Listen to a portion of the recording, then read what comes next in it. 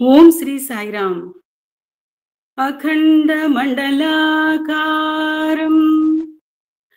వ్యాప్తం ఏన చరాచరం తత్పదం దర్శితం ఏన తస్మై శ్రీ గురవే నమః. తల్లి, తండ్రి, గురువు, దైవం అయి సర్వదేవతాతీత స్వరూప శ్రీ సత్యసాయి భగవానుని పాదపద్మములకు అనంత కోటి ప్రణామాలు అర్పిస్తూ నాకు ఈ గోల్డెన్ ఆపర్చునిటీ, ఈ తపోవన గ్రంథం చదవడానికి ఇచ్చినటువంటి గురువు గారు అయినటువంటి ఎమ్మెల్యన్ గారికి పాదాభివందనం చేసుకుంటూ అందరికీ, సాయి కుటుంబ సభ్యులందరికీ సాయిరామ్ అండి. నేను ఒక స్వామి మీద ఒక చిన్న కీర్తనతో నా దీనిని స్టార్ట్ చేస్తాను. సాయిరామ్. సాయి మహాదేవా కాపాడగరావా, సాయి మహాదేవా కాపాడగరావా, భక్తుల మూని దరి చేరితిమి, భక్తుల మూని దరి చేరితిమి, ఆదరించలేవా పర్తిపురి వాసా,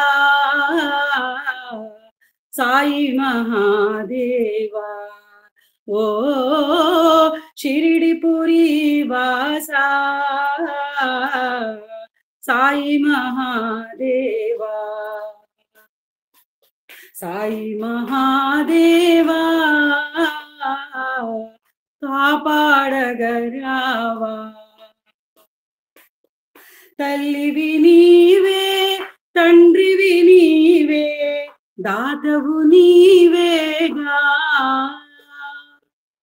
తల్లివి నీవే, తండ్రివి నీవే, దాతవు నీవేగా, అన్నియు నీవే అని నే నమ్మితిని బాబా, ఓ అన్నియు నీవే అని నే నమ్మితిని బాబా, సాయి మహాదేవా కాపాడగరావా, ఏ దారి లేక నీ దరి చేరితి, ఎట్లు బ్రోతువో తండ్రి, ఏ దారి లేక నీ దరి చేరితి, ఎట్లు బ్రోతువో తండ్రి, పర్తిపురి వాసా, సాయి మహాదేవా ఓ పర్తిపురి వాసా, సాయి మహాదేవా, సాయి మహాదేవా కాపాడగరావా, దేశ దేశములు అంతా తిరిగి బేజారితినయ్యా,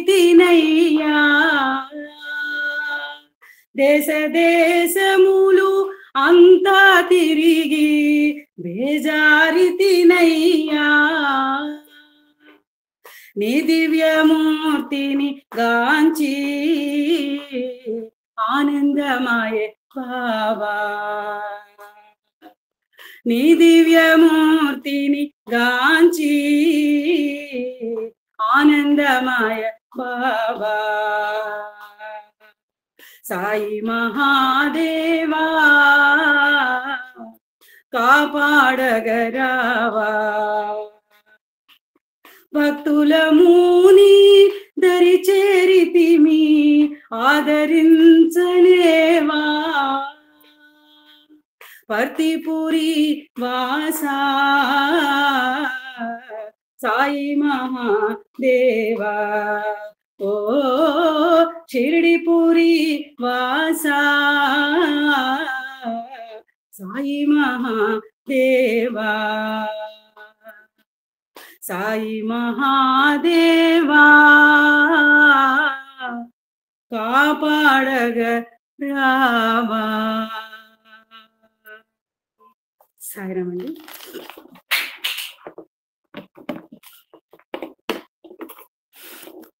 సంభవామి యుగే యుగే ప్రేమ రూపంబు బ్రహ్మంబు ప్రేమమయము ప్రేమ ప్రేమతో సంధింప నీమమగును కాన ప్రేమను పూర్తిగా కలిగియున్న అద్వితీయంబు చేరగా అర్హుడగును. సరే. పుట్టవర్ధని. పుట్టపర్తికి ప్రాచీన నామము గొల్లపల్లె. ఆ స్థలమంతా పూర్వము గోవులతోనూ గోపాలకులతోనూ నిండి ఉండేది. ఒకనాడు ఆ గ్రామంలో ఒక గోపాలకుని ఆవు మేతకై పొలానికి వెళ్ళి సాయంత్రము ఒట్టిపోయిన పొదుగుతో తిరిగి వచ్చింది. ప్రతిరోజు అదే విధంగా రావటం గమనించినటువంటి ఆ గోపాలుడు ఒకనాడు రహస్యంగా ఆ ఆవు వెనకనే అరణ్యానికి వెళ్ళి కాపు కాయసాగాడు. ఆ సమయంలో ఆ ఆవు ఒక పుట్టను సమీపించటము, ఆ పుట్టలో నుంచి ఒక దేవతా సర్పం బయటకు వచ్చి ఆవు వెనుక కాళ్లకు చుట్టుకుని పొదుగులోని పాలను ఆవుకేమాత్రమూ బాధ కలగకుండా త్రాగటము చూసి ఆ గోపాలుడు ఆశ్చర్యపడి అది దేవతా సర్పమని గ్రహింపలేక పాముపై ఒక రాతిని విసిరేశాడు. ఆ రాతి దెబ్బకు ఆ పాము రక్తసిక్తమయ్యింది. ఆనాటి నుంచి ఆ గ్రామంలోని గోపాలకుల వంశాలన్నీ కూడా క్షీణింపసాగాయి. గ్రామమంతా పుట్టలమయమైపోయింది. అందువలన ఆ గ్రామము పుట్టవర్ధని అని పేరు పొందింది. కాలాంతరంలో పుట్టపర్తిగా పేరు స్థిరపడింది. అనంతర కాలంలో సర్పరక్తం చేత తడిసి ఎర్రని చార ఏర్పడ్డ ఆ రాతినే గోపాలస్వామిగా భావించి గ్రామ ప్రజలు గ్రామాభివృద్ధికై పూజలు చేయసాగారు. శ్రీకృష్ణదేవరాయల కాలంలో వీరులైన పాలగాండ్రకు ఈ పుట్టవర్ధని గ్రామ స్థావరంగా ఉండేది. ఆ పాలగాండ్రు కొందరు ఆ శిలకు ఆలయము కట్టించి నిత్యము దీప ధూప నైవేద్యాలతో గోపాలస్వామిని ఆరాధించగా క్రమంగా ఆ గ్రామం అభివృద్ధి చెందసాగింది. కొన్ని సంవత్సరాల క్రితం సత్యసాయి భగవానుడు ఆ విగ్రహ మహత్యాన్ని నిర్ధారించి దానికి అభిషేకము చేయించి చందనాలంకారము గావించినప్పుడు ఆ శిలపై మోహన మురళీధరుని రూపాన్ని అందరూ స్పష్టంగా దర్శించారు. ఈ పుట్టపర్తిలో రత్నాకరము అనే ఇంటి పేరు గల రాజవంశీయులున్నారు. వారు దైవభక్తి తత్పరులు. వారి వంశంలోనే వెంకావదూత అనే మహాత్ముడు ప్రభవించాడు. సాయినాథుని తాతగారైన కొండమరాజు గారు పరిణతి పొందిన మనస్సుతో ఆధ్యాత్మిక జీవితం గడుపుతూ ఉండేవారు. భాగవత రామాయణ కథలు పద్యాలు ఆయనకు కంఠస్థములు. ఆయన తనకు కలిగిన స్వప్న ప్రేరణం వలన పుట్టపర్తిలో శ్రీకృష్ణుని సతీమణి అయిన సత్యభామాదేవికి ఆలయం కట్టించారు. దానినే ఈనాడు పుట్టపర్తిలో సత్యమ్మ గుడి అని పిలుస్తున్నారు. కొండమరాజు గారి సతీమణి లక్ష్మమ్మ. ఆ పుణ్య దంపతులకు 2 కుమారులు కలిగారు. వారికి వెంకావదూత జ్ఞాపక చిహ్నంగా పెద వెంకమరాజు చిన వెంకమరాజు అని నామకరణం చేశారు. తండ్రి వలె వీరు కూడా పురాణాలలోని పద్యాలను మధుర మనోహరంగా గానం చేసేవారు. ఆ రోజులలో కర్నూలు జిల్లా కోయలకుంట్ల తాలూకా కొలిమిగండ్ల గ్రామంలో కొండమరాజు గారికి ఆత్మీయులైనటువంటి దగ్గర బంధువులు నివసిస్తూ ఉండేవారు. వారు మేసరగండ వంశస్థులు. వారిలో మేసరగండ సుబ్బరాజు గారు ఆ గ్రామంలో ఒక శివాలయాన్ని కట్టించారు. ఆ శివాలయం కట్టించిన క్రొత్తలలో వారికొక అమ్మాయి పుట్టింది. అందువలన ఆమెకు తల్లిదండ్రులు ఈశ్వరమ్మ అని పేరు పెట్టారు. ఒక పర్యాయం కొండమరాజు గారు తీర్థయాత్రలకు వెళ్లి వస్తూ ఆ గ్రామం చేరుకొని అరణ్య ప్రాంతంలో బందిపోటు దొంగలకు ఆటపట్టుగా ఉన్న ఆ గ్రామంలో తన బంధువులు ఇబ్బందులు పడుతుండడం గమనించి ఎంతో బాధపడి వారిని వచ్చి చిత్రావతి తీరంలోని కర్ణాటనాగపల్లిలో స్థిరపడమని హితవు చెప్పారు. ఆ విధంగా వచ్చి ఉన్నట్లయితే వారి అమ్మాయిని తమ కోడలిగా చేసుకుంటానని కూడా మాట ఇచ్చారు. ఆ మాట ప్రకారము వచ్చి కర్ణాటనాగపల్లిలో భూములు కొనుక్కొని స్థిరపడ్డారు.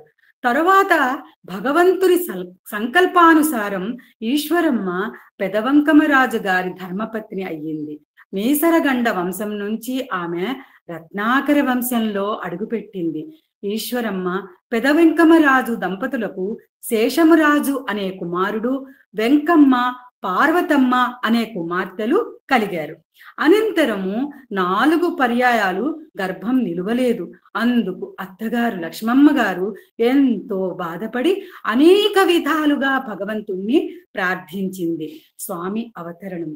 ఎందరో సాధువులు, సత్పురుషులు, జ్ఞానులు భగవంతుని అవతరణమునకై చేసిన ప్రార్థనలు ఫలింపబోతున్నాయి. భూదేవి ఆవేదన కరుణామయుడైన జగత్ప్రభువును కదిలించి వేసింది. దేవకీదేవికి అష్టమ గర్భంలో శ్రీకృష్ణ పరమాత్ముడు అవతరించినట్లు ఈశ్వరమ్మకు అష్టమ గర్భంలో ఆ పరమాత్ముడు, పరంధాముడు, పరాత్పరుడు అవతరించబోతున్నాడు. ఆశ్చర్యకరంగా రాత్రిపూట కొండమరాజు గారి ఇంటిలోని తంబుర మద్దెలలు వాటంతట అవే మ్రోగసాగాయి. ఆ దివ్య ధ్వనులకు అందరూ ఆశ్చర్యానందాలను పొందసాగారు. పెదవంకమరాజు బుక్కపట్నం వెళ్లి జ్యోతిర్వేత్తలను సంప్రదించాడు. వారు ప్రాచీన గ్రంథాలను పరిశీలించి మీ ఇంట్లో ఎవరైనా స్త్రీ గర్భవతిగా ఉన్నదా అని అడిగారు. అవునని ఆయన చెప్పగా ఆ గర్భస్థ శిశువును ఆనందపరచటం కోసం దేవతలు సంగీతం వినిపిస్తున్నారు. అవతార పురుషులు ఆవిర్భవించేటప్పుడు ఇలా జరుగుతుంది అని శాస్త్ర ప్రమాణాలను చూపించారు. అది 1926వ సంవత్సరం నవంబర్ 23వ తేదీ అక్షయనామ సంవత్సరం కార్తీక బహుళ తదియ సోమవారము ఆర్ద్ర నక్షత్రం పరమ శివునకు ప్రీతికరమైన కార్తీక సోమవారము ఆ తెల్లవారుజాము సమయాన 4 గంటల నుంచి ఈశ్వరమ్మ అత్తగారు పురోహితులు వారింట జరుగుతున్న సత్యనారాయణ స్వామి వ్రతంలో నిమగ్నమై ఉన్నది. కోడలు ప్రసవించే సమయం దగ్గర పడుతున్నదని అనేక పర్యాయాలు కబురు చేసిన లక్ష్మమ్మ గారు సత్యనారాయణ స్వామి పూజ పూర్తి చేసుకుని ఆ ప్రసాదం తీసుకొని తప్ప ఇంటికి వెళ్ళకూడదని నిశ్చయించుకున్నది. చివరకు ఆ విధంగానే ఆమె కోడలికి ప్రసాదం తెచ్చి ఇచ్చింది. తెల్లవారుచామున 5 గంటల 6 నిమిషాలయ్యింది. మలయ మారుతము చల్లగా మెల్లగా వీస్తున్నది. దేవాలయ ధ్వజస్తంభంపై చిరు గంటలు సవ్వడి చేస్తున్నాయి. ఇంట్లో దివ్య మంగళ వాద్యాలు వాటంతట అవే మోగుతున్నాయి. ఆ పరమ పవిత్రమైన శుభ సమయంలో శ్రీ శ్రీ శ్రీ సత్యసాయి అవతార పురుషుడు అవతరించాడు. చెక్కిట చిన్న పుట్టుమచ్చతో ఆ దివ్య బాలుని ముఖం చంద్రబింబము వలె ఉంది.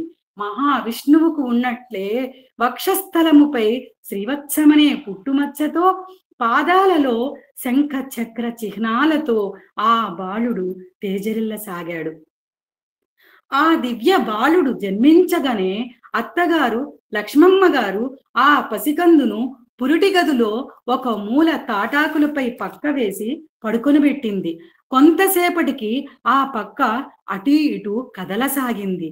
తీరా ఆ బాలుణ్ణి ఎత్తుకుని పక్క తీసి చూస్తే అడుగున చుట్టుకుని ఉన్న ఒక సర్పం. పుట్టపర్తి గ్రామంలో సహజంగానే చాలా పాములున్న మాట అయితే నిజమే. కానీ ఈ విధంగా పడక గదిలో పాము సయ్యవలే అమరి ఉండడం అసాధారణ విషయమే కదా. తరువాత వెదికితే ఆ సర్పం ఆ గదిలో ఎక్కడా కూడా కనిపించలేదు. ఇది కేవలం భగవంతుడైన విష్ణుమూర్తికి సయగా ఏర్పడడానికి ఆదిశేషుడు రావడం తప్ప మరొకటి కాదు. ఇది ఈ అవతారమూర్తి మొదటి అద్భుత చర్య. సత్యనారాయణ స్వామి ప్రసాదము స్వీకరించిన తరువాత జన్మించాడు కాబట్టి ఈ బాలునకి సత్యనారాయణుడనే నామకరణము చేశారు. ఈ పేరు కొండమరాజు గారికి ఎంతో సంతృప్తిని కలిగించింది. కారణం ఏంటంటే ఆయనకు సంస్కృత భాగవతంలోని కృష్ణావతారం సన్నివేశము గుర్తుకు వచ్చింది. నారాయణుడు కృష్ణుడుగా అవతరించినప్పుడు బ్రహ్మదేవుడు అక్కడికి వచ్చి బాలకృష్ణుడికి నమస్కరించి సత్యవ్రతం సత్యపరం త్రిసత్యం సత్యస్య యోనిం నిహితం చ సత్యే సత్యస్య సత్యం ఋతు సత్య నేత్రం సత్యాత్మకం త్వాం శరణం ప్రసన్నా. ఓ దేవదేవా, నీవు సత్యమే వ్రతముగా కలవాడువు, సత్యమే నిన్ను పొందుటకు ఉపాయము, అన్ని కాలములలోనూ నిత్యుడువు కాన నీవు త్రిసత్యుడవు, పంచభూతముల ఉత్పత్తికి నీవే కారణుడవు, నీవు సత్యమునకే సత్యమట, నీవు శాశ్వతుడువు, అట్టి సత్యాత్మకుడువైన నిన్ను శరణు వేడుతున్నాను అని పలికాడు. సత్యసాయినాథుని నామధేయమును బట్టి కూడా ఆయన సత్యముగా నారాయణుడని సత్య స్వరూపుడని అనే విషయము స్పష్టమవుతున్నది. ప్రసవము కాదు, ప్రవేశము. మహాభాగవతంలో శ్రీమన్నారాయణుడు భువిపై శ్రీకృష్ణుడుగా అవతరింపదలచి దేవకీదేవి గర్భంలో ప్రవేశించాడు అని ఉన్నది. సత్యసాయి పరమాత్ముడు ఆనాటి కృష్ణుడును నేనే అని ప్రకటించిన తరువాత శాస్త్రాలు పురాణాలు చదువుకున్న వెంకటగిరి ఆస్థాన పండితుడు రామశర్మ ఒకసారి సాయినాథుడి మందిరంలో కూర్చొని ఆధ్యాత్మిక విషయాలను ముచ్చటిస్తున్న సమయంలో, స్వామి, మీ జననము ప్రసవము వల్ల కలిగిందా లేక ప్రవేశము వల్ల కలిగిందా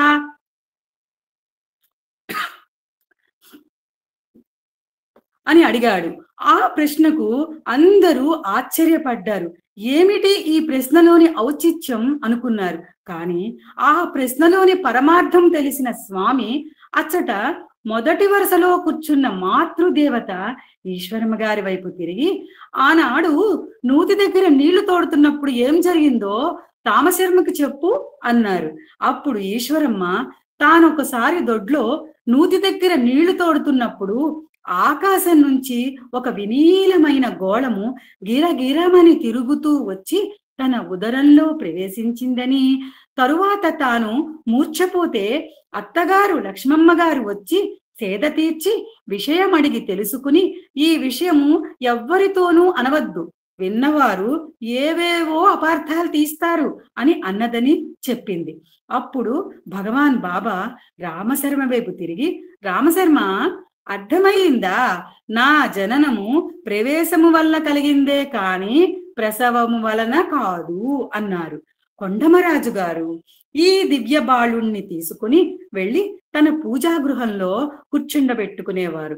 అందువలన ఆయన మనస్సు ఎంతో ప్రశాంతంగా ఉండి భగవంతుడి మీద లగ్నమయ్యేది. అవును, నిజమే. ఎవరు సత్యసాయి పరమాత్ముణ్ణి తమ హృదయ సింహాసనంపై కూర్చుండబెట్టుకుంటారో వారికి ప్రశాంతి చేకూరుతుంది అనేది ఈనాటికి వాస్తవమైనదే కదా. అది మనందరికీ కూడా తెలిసిన విషయమే కదా. ఇరుగు పొరుగు స్త్రీలు ఆ అందాల పసిబాలుని చుట్టూ చేరి ఆడిస్తూ లాలిస్తూ గంటల కొద్దీ గడిపేవారు. ఆ స్త్రీలు ఏ కులాల వారైనా ఏ మతాల వారైనా ఈశ్వరమ్మ మాత్రము అభ్యంతరం చెప్పేది కాదు. ఆ పసిబాలుడు ఆ మాతృమూర్తుల్ని చూసి తల్లి పొడిలో నుంచి వారి దగ్గరకు వెళతానని మారాం చేసేవాడు. వారి దగ్గరకు వెళ్లే వరకు కూడా అస్సలు స్థిమితంగా ఉండేవాడు కాదు. తనను హృదయపూర్వకంగా కోరుకునే వారి దగ్గరకు తాను తప్పక వస్తానని సత్యసాయి పరమాత్ముడు ఒక పర్యాయం తెలిపారు. ఆ విషయము స్వామి చిన్ననాటి నుంచి కూడా ఆచరణలో పెట్టి చూపించారేమో అనిపిస్తుంది ఈ సంఘటనలన్నీ మనం వింటున్నప్పుడు. ఆ గ్రామంలో కొండమరాజు గారింటికి ఒక ఇల్లు అవతల కరణం గారి ఇల్లు. కరణం గారి భార్య సుబ్బమ్మ దివ్య బాలుడైనటువంటి సత్యాన్ని ఎత్తుకుని పరమానందం పొందుతూ ఉంటే ఆ బాలుడు వికసిత వదనంతో కిలకిలా నవ్వుతూ ఉండేవాడు. ఆమె విజయ గర్వంతో ఆ బాలుణ్ణి తమ ఇంటికి తీసుకుని వెళ్ళేది. ఆమెకు పిల్లలు లేరు. అందువలన ఆమె సత్యాన్ని ఎంతో ప్రేమగా చూస్తూ ఉండేది. సత్యం సుబ్బమ్మ గారింటికి వెళ్ళడానికి మారాం చేస్తుంటే ఇతడు కూడా తాత కొండమరాజు గారి వలె శాకాహారి కాగలడని, అందువలననే సుబ్బమ్మ గారింటి వాతావరణాన్ని ఇష్టపడుతున్నాడని సన్నిహితులందరూ భావించేవారు. సత్యం సుబ్బమ్మ గారింట్లో ఉన్నంత ఆనందంగా తన ఇంట్లో ఉండేవాడు కాదు. దీన్ని గమనించినటువంటి బంధువులు ఈశ్వరమ్మను దేవకి అని, సుబ్బమ్మను యశోద అని అనేవారు. సత్యం ఎన్నడూ తనకు తినడానికి ఫలానాది కావాలని గాని, ధరించడానికి ఫలానా బట్టలే కావాలని గాని అడిగేవాడు కాదు. హిందూపురం నుంచి కాని, అనంతపురం నుంచి కాని పిల్లలందరికీ బట్టలు తెస్తే పిల్లలంతా ఎవరికి కావలసిన వారు తీసుకోగా చివరకు మిగిలిన దాన్ని తాను తీసుకునేవాడు. తనకు ఒక ప్రత్యేకమైనటువంటి కోరిక గాని, ఆసక్తి గాని ఉన్నట్లు ఎప్పుడూ కనిపించేది కాదు. కానీ ఇతర పిల్లల సంతోషం చూసి సత్యం ముఖం ఆనందంతో వెలిగిపోతూ ఉండేది. మీ ఆనందమే నాకు ఆహారం అంటే ఇదే కాబోలు. ఎవరు ఏ జీవిని కష్టపెట్టినా ఆ కరుణామయ్యని మనస్సు తల్లడిల్లిపోయేది. ఒకసారి ఆ గ్రామంలో కొందరు తొంటరి బాలురు ఒక డజను కప్పల్ని పట్టుకొని బుట్టలో పెట్టి వాటిని హింసించి ఆడుకోవడానికి తీసుకువెళ్తున్నారు. అప్పుడు సత్యం వాటిని విడిచిపెట్టమని కోరాడు. అందుకు వారు సమ్మతించలేదు. అప్పుడు సత్యము దివ్య సంకల్పంతో ఆ కప్పలన్నిటినీ కూడా పావురాలుగా మార్చివేసి బుట్టలో కప్పలు లేవు చూడమన్నాడు.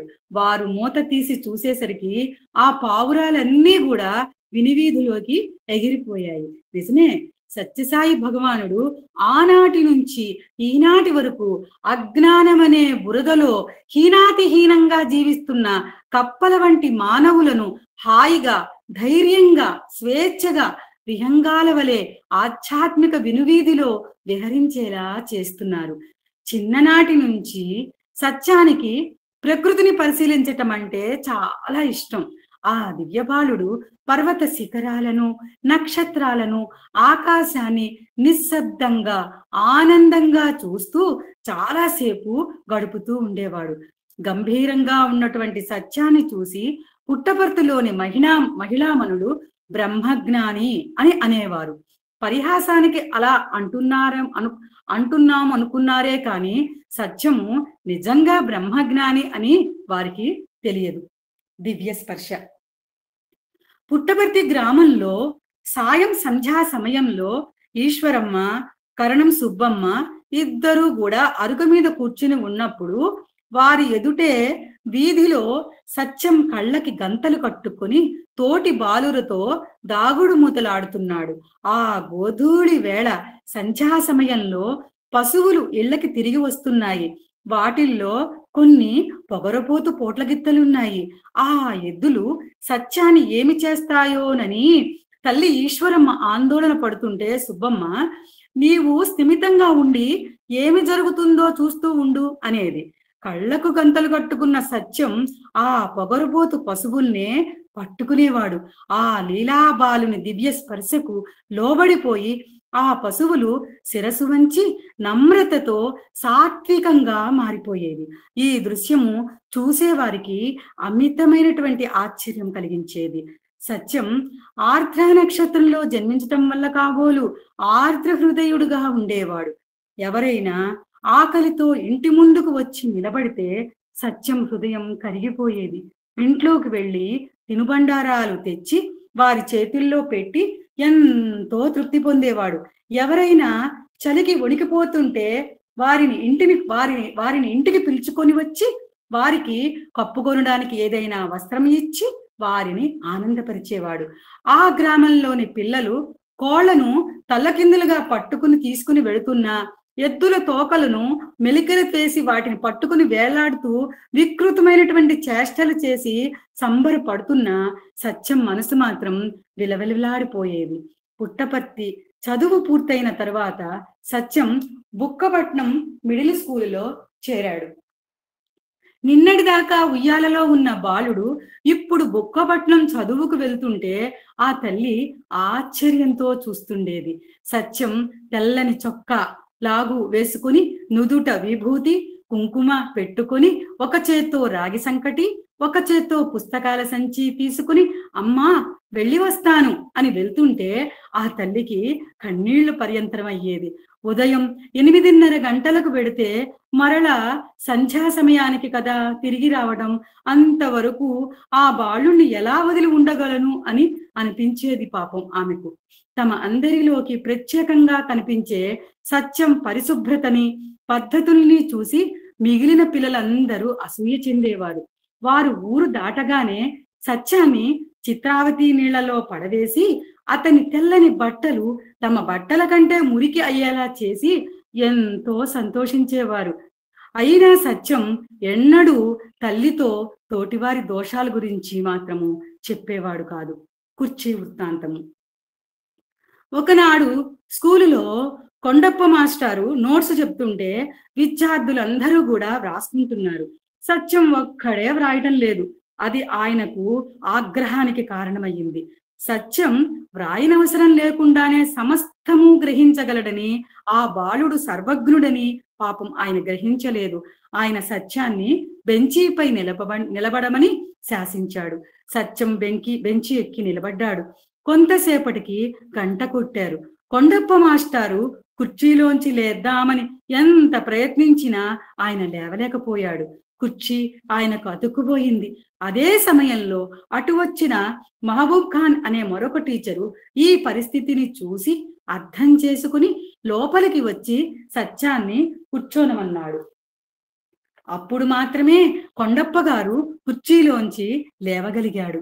తాను సామాన్య బాలుణ్ణి కాదని తెలియపరచటానికి సత్యంలో నుంచి ఒక లీల ఆ విధంగా ఆనాడు బహిర్గతమైంది. ఈ వృత్తాంతం బుక్కపట్నంలో తీవ్ర సంచలనం కలిగించింది. అవతార పురుషుడు మనం భావించే పరిధులకు లోబడి ఉండడని ఈ సన్నివేశము రుజువు చేస్తుంది. తరువాత కొండప్ప మాస్టారు సత్యం దివ్యత్వాన్ని గుర్తించి సత్యంపై అనేక పద్యాలు వ్రాసి ప్రచురించారు కూడా. బుక్కపట్నం కుర్చీ వృత్తాంతం విన్న ఈశ్వరమ్మకు తన కుమారుని చదువు పట్ల సందేహం ఏర్పడింది. నీవు చక్కగా కష్టపడి చదువుకొనకపోతే తరువాత పశువుల్ని కాచుకుంటూ బ్రతకవలసి వస్తుంది అని ఆ తల్లి సత్యాన్ని హెచ్చరించింది. మరి సాక్షాత్తు భగవంతుని తల్లి మాటలు అబద్ధాలవుతాయా చెప్పండి? స్వామి చదువుకొనలేదు, అందువలన పశువులను కాస్తూనే ఉన్నారు. పశువులంటే ఎవరు? మనమే. అజ్ఞానాంధకారంలో కొట్టుమిట్టాడే జీవులకే పశువులని పేరు. అందుకే ఆయన పశుపతి అయ్యారు. కానీ స్వామి ఇంత పెద్ద ఉద్యోగము అంటే ఇలా భగవంతునిగా చేస్తారని ఆ అమాయకపు తల్లి అప్పట్లో ఊహించనే లేదు. ఆ సంవత్సరం పెనుగొండలో జరిగిన పరీక్షలలో సత్యం ప్రథముడుగా వచ్చాడని పెనుగొండ ప్రజలు ఈ అద్భుత బాలుణ్ణి గౌరవిస్తూ ఒక పెద్ద ఊరేగింపు జరిపారు. ఈ విషయము ఈశ్వరమ్మ మనసులో ఆనందం కలిగించినా కూడా సత్యం పట్ల ఎవరికి ఏ అసూయ కలుగుతుందో అని భయపడుతూనే ఉంది.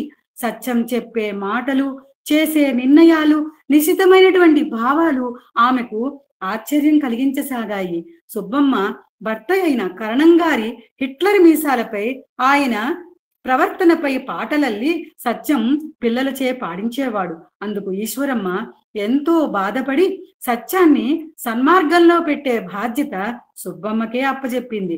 అప్పుడు సుబ్బమ్మ ఏది మంచిదో ఏది చెడ్డదో ఆ చిన్నారి గురువుకు తెలుసు, అతను ఎలా భావిస్తే అలా చేయని అనేది. సత్యం తోటి పిల్లలకు కరచాలన మాత్రం చేత పండ్లు, పూలు, మధురమైనటువంటి తినుబండారాలు సృష్టించి ఇచ్చేవాడు. ఇవన్నీ నీకు ఎలా వస్తున్నాయి అని మిత్రులు అడిగితే నాకు దేవతలు అందిస్తున్నారు అనేవాడు. నిజమే, స్వామి దేవదేవుడు కాబట్టి స్వామికి దేవతలు అందివ్వడం సహజమైన విషయమే కదా. పులిని వేటాడిన వ్యక్తిని మందలించడం. ఒకరోజు మధ్యాహ్న సమయంలో యూనిఫామ్ లో ఉన్న ఒక డ్రైవరు పెద్ద పెద్ద అడుగులు వేస్తూ పుట్టపర్తి గ్రామంలోకి రాసాగాడు. అతడు వస్తుంటే చెట్ల మీద ఉన్నటువంటి పక్షులన్నీ కూడా ఆహాకారాలు చేయసాగాయి. సత్యం కరణం సుబ్బమ్మ గారి ఇంటి అరుగు మీద కూర్చుని తోటి పిల్లలతో సంభాషిస్తూ ఉన్నాడు. ఆ డ్రైవరు అక్కడికి రాగానే ఆ పిల్లలందరూ భయపడి వెళ్ళిపోయారు. అతను సత్యంతో, మా సాహెబ్ గారి జీపు చిత్రావతి అవతల ఆగిపోయింది. సాహెబు చాలా కోపంతో ఉన్నారు. ఇక్కడ ఎవరో దివ్య బాలుడున్నాడట, విభూతి కోసం వచ్చా అన్నాడు. ఆ మాటలు విని సత్యం, వస్తున్నాను పద అని బయలుదేరాడు. జీపు లోపల చనిపోయిన పెద్ద పులి శరీరం నిమురుతూ విజయగర్వంతో ఉన్న సాహెబును చూసి సత్యం, ఈ పెద్ద పులి నీకు ఏమి అపకారం చేసింది? అకారణంగా దీన్ని ఎందుకు చంపావు? అడవిలో దీని పిల్లలు 2 తల్లి లేక ఏడుస్తున్నాయి. నేనే ఈ జీపుని కదలకుండా చేశాను. నువ్వు వెనక్కి వెళ్ళి ఆ పిల్లల్ని తీసుకుని వెళ్ళి జూలో అప్పగించు. ఇంకెన్నడూ నీ సంతోషం కోసం మరొక జీవిని చంపకు. షూట్ చేయవలసింది తుపాకీతో కాదు, కెమెరాతో. అది నిన్ను గొప్పవాణ్ణి చేస్తుంది అన్నారు. విచిత్రంగా వెంటనే జీపు ఇంజన్ పనిచేయసాగింది. ఆ సాహెబ్ జీపుని వెనక్కి పోనిచ్చాడు. ఒక ఆంగ్లేయుణ్ణి, అది ఒక తుపాకీ పట్టుకున్న వాణ్ణి తన కుమారుడు ఎదిరించినందుకు పోలీసుల వలన ఎటువంటి ఇబ్బందులు పడవలసి వస్తుందోనని తండ్రి పెదవంకమరాజు ఎంతో భయపడ్డాడు. కానీ తరువాత ఆ సాహెబ్ పశ్చాత్తాపం పొంది ఆ పులి చర్మాన్ని తీసుకువచ్చి సత్యం కూర్చునే కుర్చీకి పాదపీఠంగా సమర్పించాడు.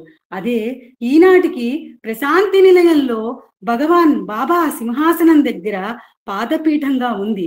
ఈ ఒక్కొక్క సంఘటన సత్యం విశిష్ట వ్యక్తిత్వానికి దర్పణంగా నిలుస్తుంది. స్వామి అహింసా మూర్తిని దాల్చిన వచ్చిన యేసు క్రీస్తు బుద్ధ భగవానుడు, గురువులకు గురువు శ్రీ సత్యసాయి. ఓం శ్రీ సత్యసాయి పరబ్రహ్మణే నమః. 3వ అధ్యాయము. సాయిరాం. ఒక చిన్న భజనతో నేను ముగిస్తాను. సాయిరాం.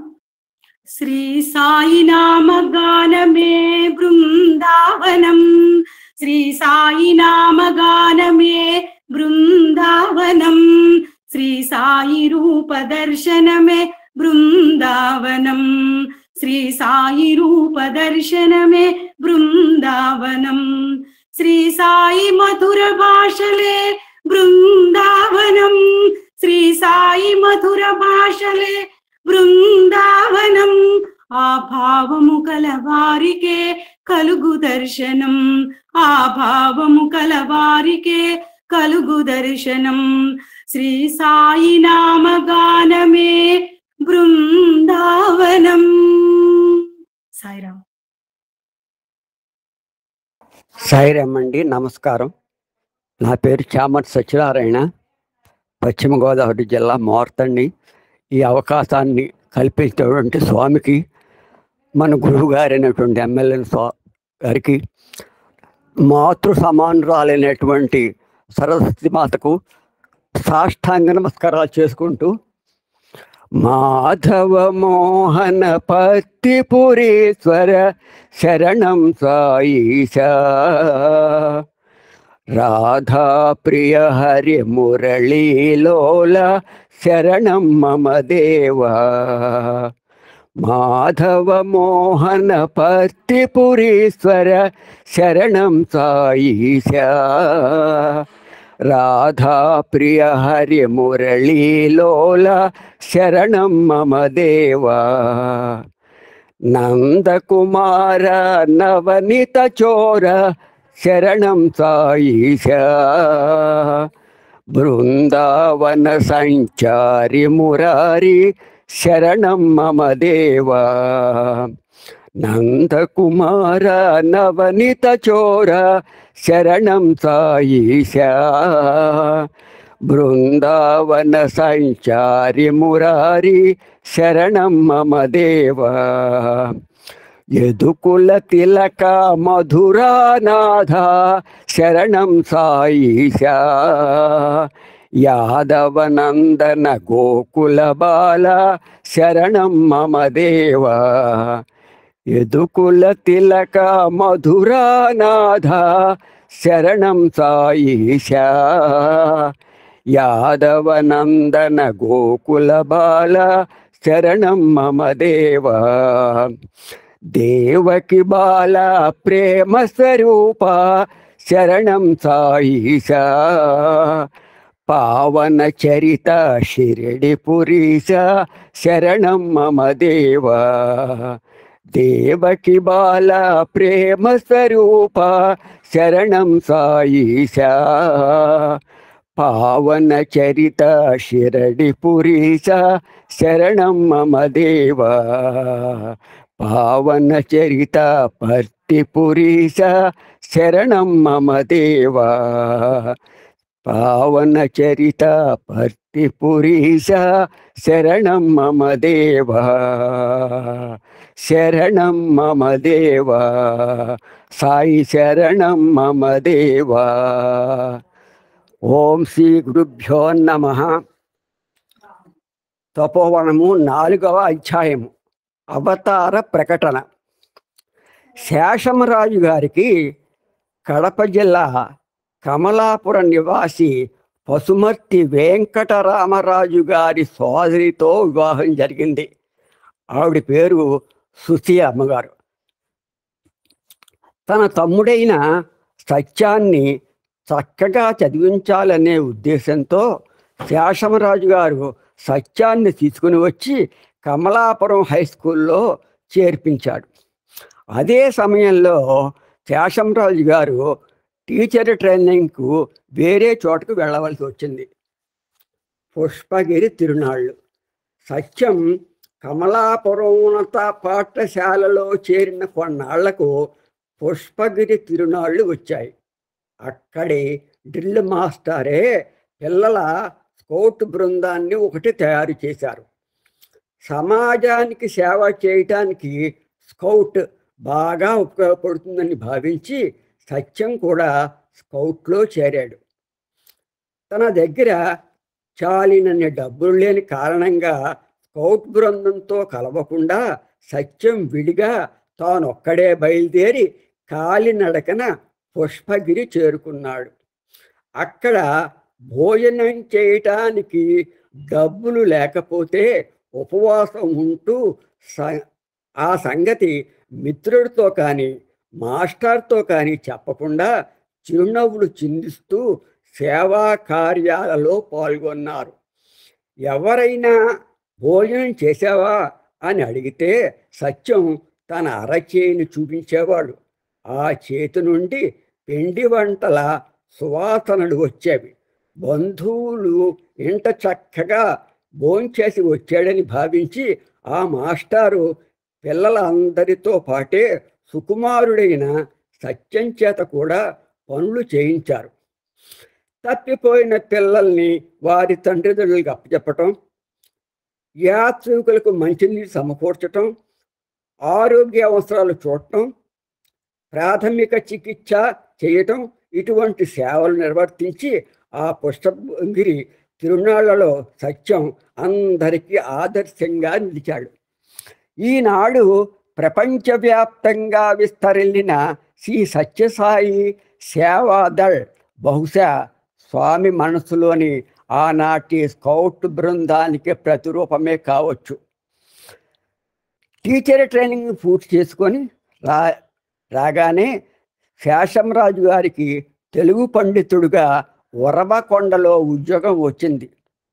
రాముని లీలలు, కృష్ణుని లీలలు పాఠశాలలో పాఠం చెప్తున్నప్పటికీ అవతార పురుషుడు తన ఇంట్లో చూపే లీలల్ని అర్థం చేసుకోలేక తండ్రితో పాటు శేషంరాజు గారు కూడా ఇవి దెయ్యాలు, భూతాలు ఆవహించ చేస్తున్న పనులే అని భావించాడు.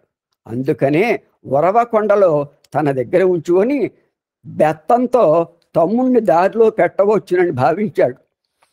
ఈశ్వరమ్మ గారు ఎంతో భారమైన హృదయంతో ఆ చిన్న కుమారుణ్ణి ఉరవకొండకు పంపించటానికి అంగీకరించింది.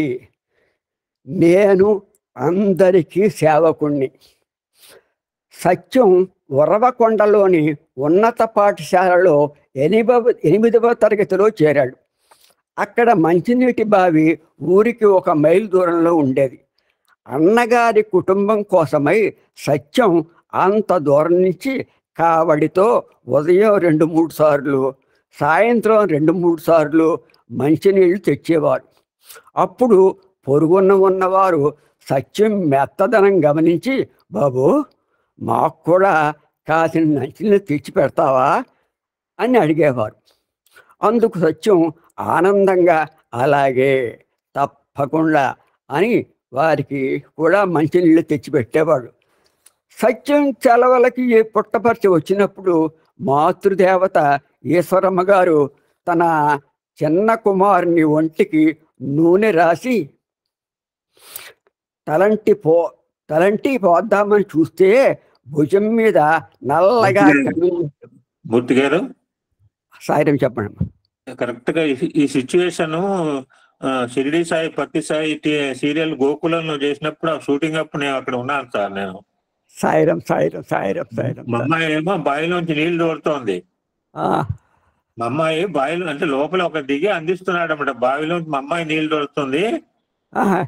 అంజలీదేవి గారేమో చిన్న సత్యం అప్పుడు, అప్పుడు ఇంకా పెద్ద సత్యం కాల. కళ్ళ ముందు కనపడతారు సార్ మీరు అంటుంటే.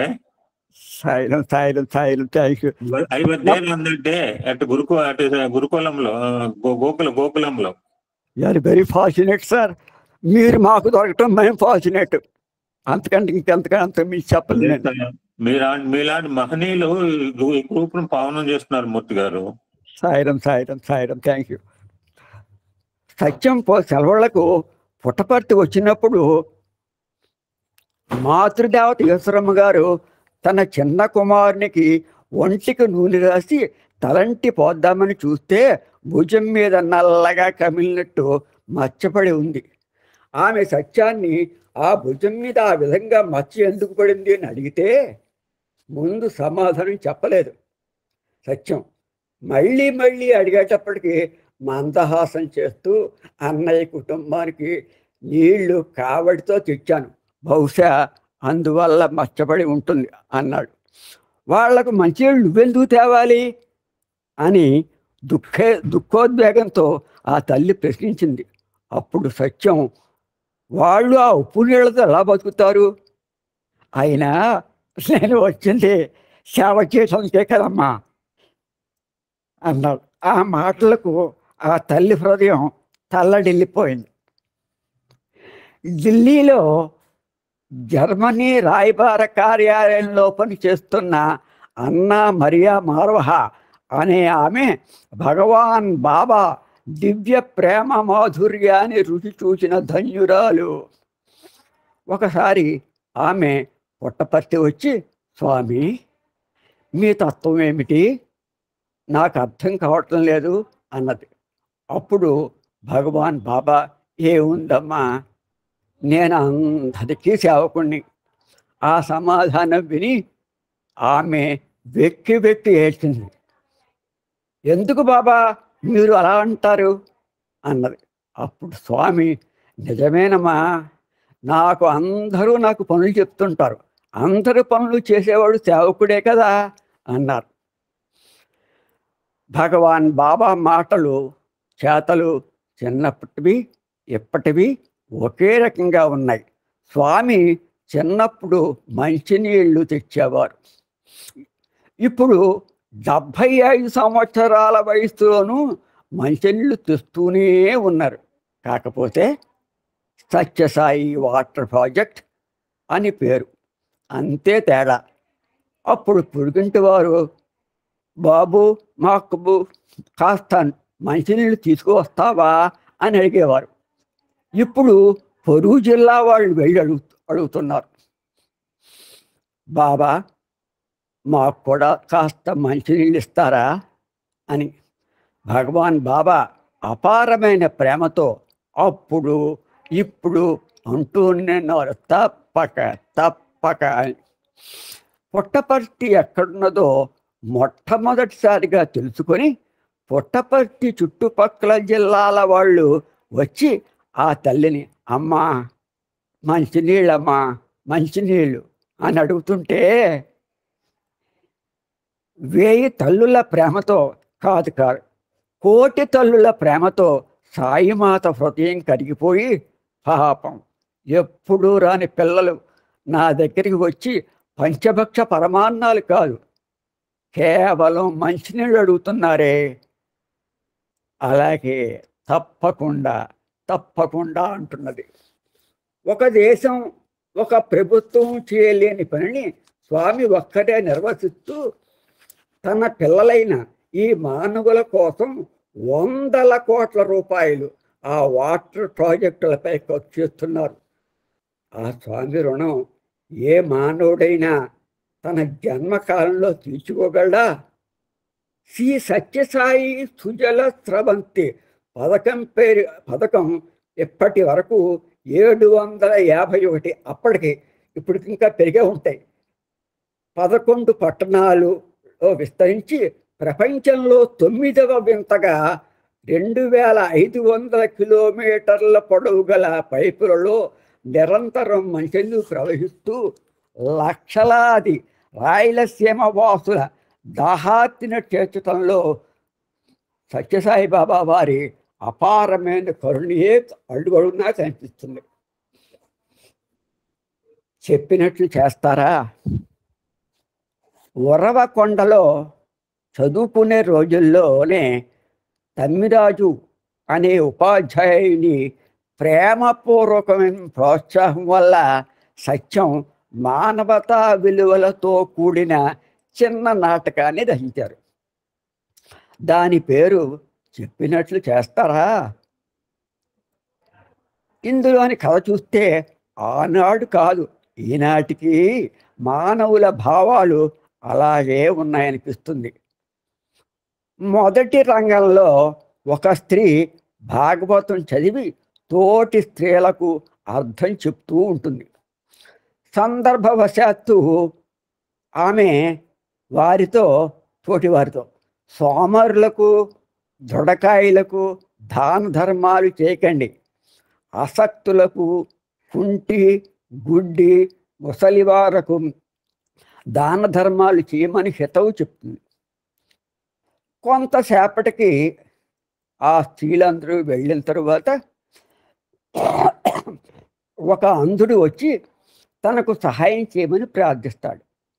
ఆ స్త్రీ అతనిని హస్తహించుకొని ఎవరైతే మొట్టమొదట గుడ్డి వాళ్ళకి చెప్పమందో ఆవిడ గారు, ఆ స్త్రీ అతనిని అసహించుకొని అక్కడి నుంచి పంపివేస్తుంది.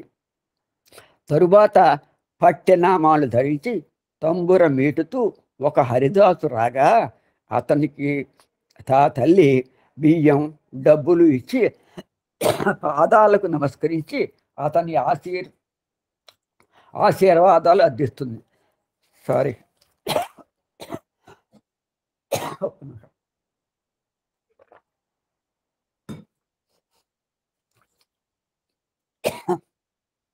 ఈ దృశ్యం చూసిన ఆమె కుమారుడు కృష్ణుడు అనే బాలుడు, అమ్మా నీవు పురాణం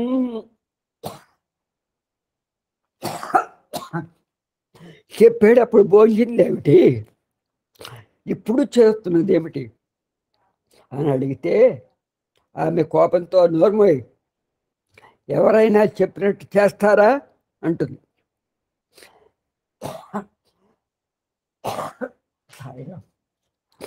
రెండవ రంగంలో ఒక ఆఫీసులో పనిచేస్తూ ఉన్న ఆ బాలుని తండ్రి తమ కుమారుడు ఆఫీసుకు రాగా విద్య యొక్క గొప్పదనం గురించి చెప్పి ఎన్ని కష్టాలైనా సహించి విద్యను నేర్చుకోవాలని ప్రబోధిస్తాడు.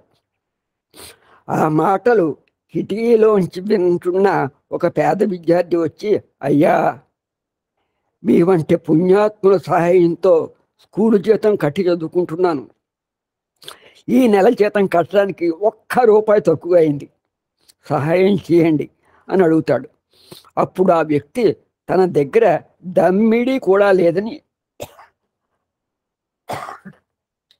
ఖాళీ తోలు సంచి చూపించి అతన్ని పంపించి వేస్తాడు. కొద్దిసేపట్లో ఆ ఆఫీసులోని గుమస్తా మిత్రులు అందరూ వచ్చి నూతనంగా వచ్చిన తమ అధికారికి అల్పాహార విందు ఏర్పాటు చేస్తే బాగుంటుందని అంటే, ఈ వ్యక్తి ఆ ఆతిథ్యం ఘనంగా భారీ ఎత్తున ఇవ్వాలి అని ఖర్చులకు గాను 20 రూపాయలు తీసిస్తాడు. ఈ దృశ్యం చూసిన కృష్ణుడు తన తండ్రితో, మీరు విద్య యొక్క ఆవశ్యక గురించి గొప్పగా చెప్పారు. ఆ పేద విద్యార్థి వచ్చి 1 రూపాయి ఇవ్వలేదన్నారు. ఈ దుబారా ఖర్చులకు 20 రూపాయలు ఎందుకు ఇచ్చారు అని అడిగాడు. అప్పుడు ఆ తండ్రి ఇతనిపై మండిపడి, ఎవరైనా చెప్పినట్టు చేస్తారా? డోర్ మూసుకుని స్కూలుకు పో అని తిడతాడు. 3వ రంగంలో కృష్ణుడు పాఠశాలకు వెళ్ళి తరగతి గదిలో కూర్చునగా పాఠం చెప్పే గురువుగారు ఆదుర్దాగా వచ్చి, ఈరోజు స్కూల్స్ ఇన్స్పెక్టర్ వస్తున్నారు, మనకు 23 పాఠాలు అయ్యాయి, కానీ ఆ ఇన్స్పెక్టర్ అడిగితే 32 పాఠాలు అయ్యాయి అని చెప్పాలి, అబద్ధం ఆడాలి. నేను మీకు ఇప్పుడు 33వ పాఠం చెప్పి ఆయన ఎదుట ఈ పాఠాన్ని కొత్తగా చెప్పినట్లు మరలా చెప్తాను. మీకు చెప్పిన ప్రశ్నలనే ఆయన ఎదురు అడుగుతాను, వాటికి సమాధానాలు చెప్పాలి అని హెచ్చరించాడు. అప్పుడు కృష్ణుడు మాస్టర్ని ఒంటరిగా కలుసుకొని, అయ్యా, 33వ పాఠం సత్యహరిశ్చంద్రుడి గురించి కదా, ఆ పాఠం చెప్తూ కూడా మీరు ఈ విధంగా మమ్మల్ని అసత్యం పలకమనటం భావ్యమేనా అని అన్నాడు. అప్పుడు గురుగారు కోపించి, ఎవరైనా చెప్పినట్టు చేస్తారా అని తీవ్రంగా ఆ బాలుణ్ణి మందలిస్తారు. ఇక 4వ రంగంలో కృష్ణుడు పుస్తకాలను పారవేసి స్కూలుకు పోనని మొండు పొట్టు పడతాడు. తల్లిదండ్రులు మాస్టారికి కబురు చేస్తారు. తల్లి, తండ్రి, మాస్టారు ఈ ముగ్గురు ఎదుట ఆ బాలుడు, మీరు నాకు మంచి చదువు నేర్పుతున్నారు, కానీ మీరు నన్ను మంచిని ఆచరించనివ్వటం లేదు, ఇదేనా మీరు నాకు బోధించేది? అయితే ఇటువంటి చదువు నాకు వద్దు అని వారి హృదయాలకు హత్తుకునే విధంగా చెప్తాడు. అప్పుడు వారు ముగ్గురు తాము చేసిన తప్పేనని ఒప్పుకొని పశ్చాత్తాపం పొందుతారు. ఇది వృత్తాంతం. సత్యం తన 12 సంవత్సరాల వయస్సులో వ్రాసిన ఈ నాటకంలో కృష్ణుడి పాత్రను తానే ధరించాడు, స్వామే ధరించారు. ధరించి లోకాన్ని హితో ప్రబోధించారు. ఈనాటికి స్వామి ప్రబోధాలలో చెప్పటం కాదు, చెప్పినట్లు చేయండి అనే అభిభాషణ విశ్వమంతటికి శంఖారావం వలె వినిపిస్తూనే ఉంది. అశ్వం వృత్తాంతం.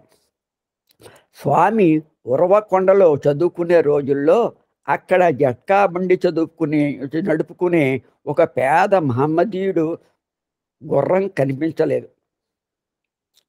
అతడు స్నేహితులతో ఊరంతా గాలించాడు, ఎంత వెతికినా గుర్రం జాడ తిరగలేదు. అప్పుడు వారు సత్యం దగ్గరికి వచ్చి అడిగితే, ఆ గ్రామానికి 1.5 మైళ్ళ దూరంలో ఉన్న తోపులో ఉంది, చూడమని అన్నాడు. వెళ్ళి చూస్తే అక్కడ గుర్రం అక్కడ హాయిగా గడ్డి మేస్తూ కనిపించింది. ఆనాటి నుంచి ఉరవకొండలోని మహమ్మదీయులు సైతం సత్యాన్ని పట్ల ఎంతో ప్రేమను అభివృద్ధి కావించుకున్నారు. 13 సంవత్సరాల వయస్సు గల సత్యం చూపిన ఈ లీలవ గురించి చుట్టుపక్కల గ్రామాలకు వ్యాపించిపోయింది. షిర్డీ సాయినాథుడు కూడా ఇదే విధంగా ఔరంగాబాద్ జిల్లాలోని ధూప్ఖేడా గ్రామంలో జీను బోయాన వేసుకొని తప్పిపోయిన గుర్రం కోసం తిరుగుతున్న చాందుపాటిని చూసి జాలితో దగ్గరలోని కాలవలో వెదకమని పలికాడు. అక్కడ క్షేమంగా ఉన్న తన గుర్రం కనిపించగా అతని ఆనందానికి హద్దు లేకపోయింది. అయితే ఈ అశ్వం అంటే ఏమిటి? చంచలమైన చిత్తం అనే అర్థం. ఈ చిత్తము పోకడను గమనించగలవాడే చిత్తచోరుడు. అశ్వం అంటే నిరంతరము కదిలేది. అశ్వం అంటే స్వారీ చేసే గుర్రం అని మనం అందరూ భావిస్తారు. అది బాహ్య రూపం. అశ్వము నిరంతరము కాలైనా తోకైనా చెవైనా కదిలిస్తూ ఉంటుంది. కాబట్టి అశ్వం అంటే చంచల తత్వం. అశ్వమేధం అంటే చంచలమైన మనస్సును భగవంతునికి అర్పితం కావించటమే. అశ్వత్థ వృక్షం అంటే రావి వృక్షం కూడా అంతే. గాలి లేకున్నా దాని ఆకులు కదులుతూనే ఉంటాయి. మానవుని మనస్సు కూడా జాగ్రత్త స్వప్నములందు కదులుతూ ఉంటుంది. అశ్వమును బలి ఇవ్వటం అంటే మనలోని మృగతత్వాన్ని బలి ఇవ్వటము అని అర్థం. మృగములను తెచ్చి బలి ఇవ్వటము కాదు అంటారు భగవాన్ బాబా. నటన సూత్రధారి నర్తకిగా నాట్యం చేసిన సన్నివేశం. భగవాన్ బాబా దివ్యబాలుడిగా సత్యం అనే పేరుతో ఉంటూ ఉరవకొండలో చదువుకునే రోజులలో ఆ పాఠశాల అభివృద్ధి కోసం పాఠశాల ప్రధానోపాధ్యాయుడు ఆనాటి ప్రఖ్యాత నర్తకి అయిన ఋష్యాంధ్రమణి నాట్యాన్ని ఏర్పాటు చేశారు. ప్రకటనలు ప్రచురించారు. కానీ ఏదో అననుకూలమైన వల్ల ఆమె రాలేకపోయింది. అప్పుడు ప్రధానోపాధ్యాయుడైన లక్ష్మీపతి గారు ఒకటే దిగులు పోసాగారు. అప్పుడు సత్యం ఆయన దగ్గరికి వెళ్ళి, సార్ మీరు భయపడకండి, ఆ ఋష్యాంధ్రమణి చేసే నాట్యం నేనే చేస్తాను అన్నాడు. అప్పట్లో ఋష్యాంధ్రమణి తలపై ఒక సీసా పెట్టుకొని సీసా పైన పళ్ళెం పెట్టి దానిపైన జ్యోతులు వెలిగించి నృత్యం చేస్తూ కిందన ఉన్నటువంటి చేతి రుమాలను నోటితో తీసేది. సార్ ఆమె హ్యాండ్ కర్చీఫ్ను మాత్రమే నోటితో తీసేది. నేను సూదిని కంటితో తీస్తాను. చేసేది ఋష్యాంధ్రమణి అని చెప్పండి అని అన్నాడు. ఆనాటి సన్నివేశం స్వామి స్వయంగా ఇలా తెలియజేశారు. అప్పుడు నాకు పెద్ద చీర కట్టి జడ వేసి డ్యాన్స్ చేసేటప్పుడు జడతో అట్లా ఎట్లా అనాలి కదా, అందుకని పెద్దగా దండిగా కట్టినారు.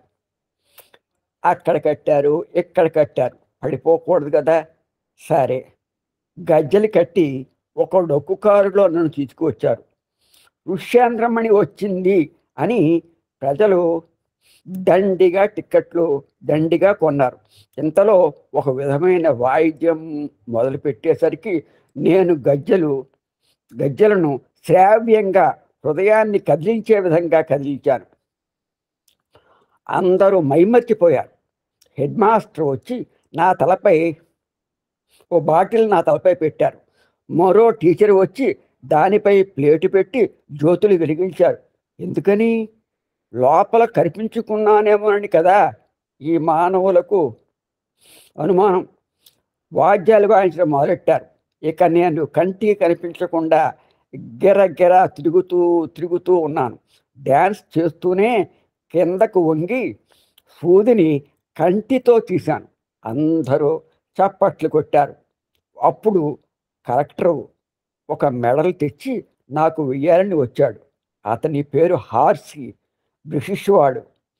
నన్ను ముట్టి మెడల్ వెయ్యాలన్నాడు. నేను ముట్టనివ్వనన్నాను. నేను నీ బ్రదర్ లాంటి వాడిని, నేను నీ మెడలో వేస్తానన్నాడు అతడు. నేను నీకు సిస్టర్ లాంటి దాన్ని, ఆ మెడల్ నా చేతికి ఇవ్వండి అన్నాను నేను. స్క్రీన్ వెనక నుండి హెడ్ మాస్టర్ చెప్తున్నారు, ఆయన కలెక్టర్ గారు నువ్వు అట్లా అనకూడదు, తీసుకో. కానీ నేను ఋష్యాంధ్రమణిగా వచ్చాను కదా, నేను ముట్టనివ్వనన్నాను. అందరూ క్లాప్స్ కొట్టి కలెక్టర్ గారికి చేతికిచ్చి రెండుని అనటంతో చివరకు ఆయన చాలా నిరాశతో చేతికిచ్చి వెళ్ళిపోయారు. ఇక మరునాడు Kadapa district board president Ramasubbamma గారు వచ్చి ఋష్యాంధ్రమణి గారి వల్లనే ఈ స్కూల్ బిల్డింగ్కు తగినంత డబ్బు సహాయం జరిగింది.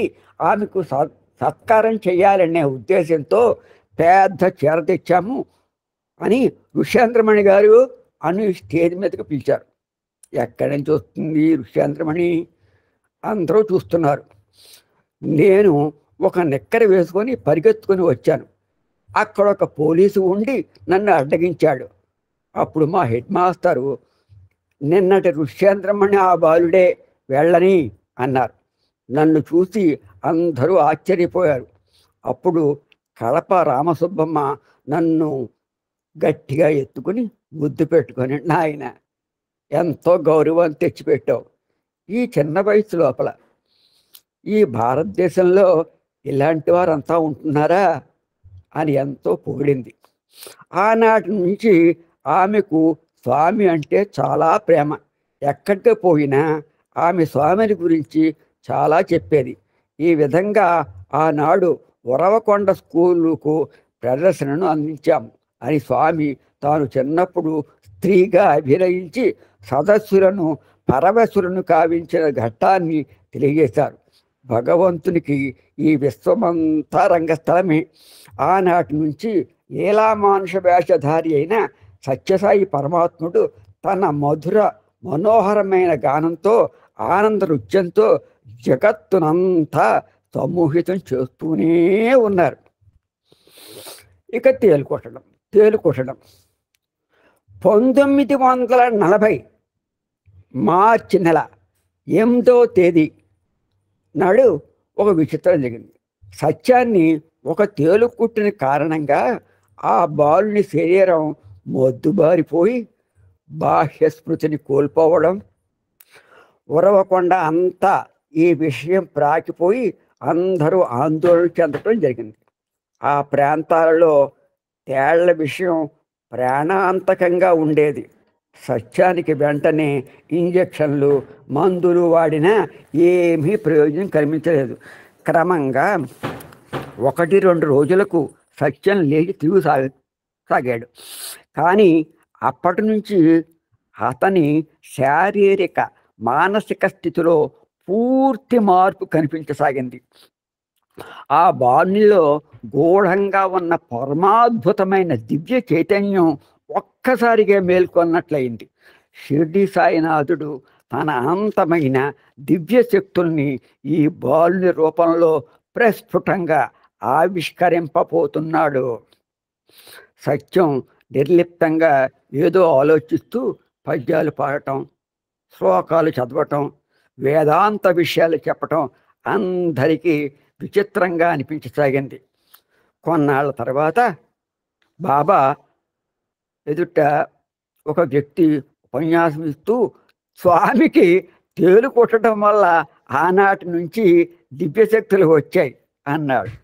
తరువాత స్వామి తమ ఉపన్యాసంలో, ఇప్పుడు మాట్లాడిన వ్యక్తి స్వామికి తేలు కొట్టడం వల్ల దివ్యశక్తులు వచ్చాయి అన్నాడు. అతన్ని ఒక 100 తేళ్లతో కుట్టించుకోమనండి, ఎన్ని దివ్యశక్తులు వద్దాయో చూద్దాం అన్నారు. ఈ సన్నివేశం కేవలం ఒక నిమిత్తం తప్ప మరొకటి కాదు. సంస్కరణ. ఒకనాడు సత్యం అంతర్ముఖుడయ్యేట్లుగా ఉండి పక్క ఇంట్లో నారాయణ శాస్త్రి భాగవతం తప్పులతో చదువుతున్నాడు. ఆ శాస్త్రిని పిలిచిరండి అన్నాడు. కొందరు వెళ్ళి ఆయనకి ఈ విషయం చెప్తే, ఆ పిల్లవాడేమిటి, నేను చదివే భాగవతం తప్పులు పట్టడం ఏమిటి అని ఆ పండితుడు రాలేదు. కానీ సత్యం పట్టుదల వల్ల పెద్దలు వెళ్ళి ఆయనను బతిమాలి పిలుచుకొని వచ్చారు. సత్యం ఆయన తప్పులన్నీ చెప్పి పురాణాలలో కొన్ని ప్రశ్నలు వేశాడు. నారాయణ శాస్త్రి పండితుడు సత్యం ప్రతిభకు ఆశ్చర్యపడి అతనిలోని దివ్యత్వం గుర్తించి సాష్టాంగ నమస్కారం చేశాడు. ఈనాటికి భగవాన్ బాబా పాండితీ ప్రకర్షతో కేవలం పుస్తకాలలో మంత్రాలలో మాత్రమే భగవంతుడిని వెతుకుతూ ఎట్ట ఎదుట మానవాకారం ధరించి ఉన్న అవతార పురుషుణ్ణి గుర్తించలేనటువంటి పండితులకు కనివిప్పు కలిగిస్తూనే ఉన్నారు. ఓకే, ఇంతవరకే మీది. సాయిరాం సాయిరాం సాయిరాం.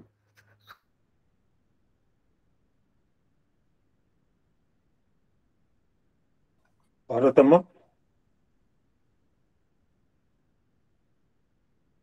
జీ పార్వతమ్మ. సాయిరామన్య, సాయిరాం సాయిరాం. ఒకసారి పుట్టపర్తిలో నవరాత్రి ఉత్సవాల సందర్భంగా జరిగే యజ్ఞానికి కొంచెం వేదాంత విశారదులైన పండితులు వచ్చారు. వేదికపై యజ్ఞం చేస్తున్నారు. వారికి భగవాన్ బాబా దివ్యత్వం మీద నమ్మకం లేదు. అందువల్ల వారికి సాయినాథునిపై ప్రేమ భక్తి ఏర్పడలేదు. ఆ భావముతో, ఆ ఉదాసీనంతో ఒక పండితుడు మంత్రోచ్చరణ చేసే వేళ ఒక మంత్రాన్ని తప్పుగా పలికాడు. అయినా ఆ వేదోచ్చరణలో ఎవరికి తెలుసులే అని ముందుకు వెళుతున్నాడు. అప్పుడు స్వామి సాయి భగవానుడు ఒక్కసారి ఆయన వైపు చూసి, శాస్త్రి సరిగ్గా చదువు అన్నారు. అంతే, ఆయన ఒళ్ళు జల్దరించింది. అప్పుడు స్వామి ఆ మంత్రాన్ని మధుర స్వరముతో పలకటం ఆరంభించారు. వారంతా దిగ్భ్రాంతి చెంది స్వామి స్వరంతో స్వరం కలిపి చెప్పసాగారు. సహనము.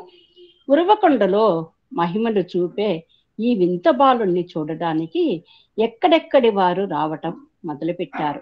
ఆ వచ్చిన వారు ఇదేదో చేతబడి అని, దయ్యం పట్టిందని, భూతం ఆవహించిందని, ఫలానా వ్యక్తి నయం చేస్తాడని ఇలా చెప్పడం ఎక్కువయింది.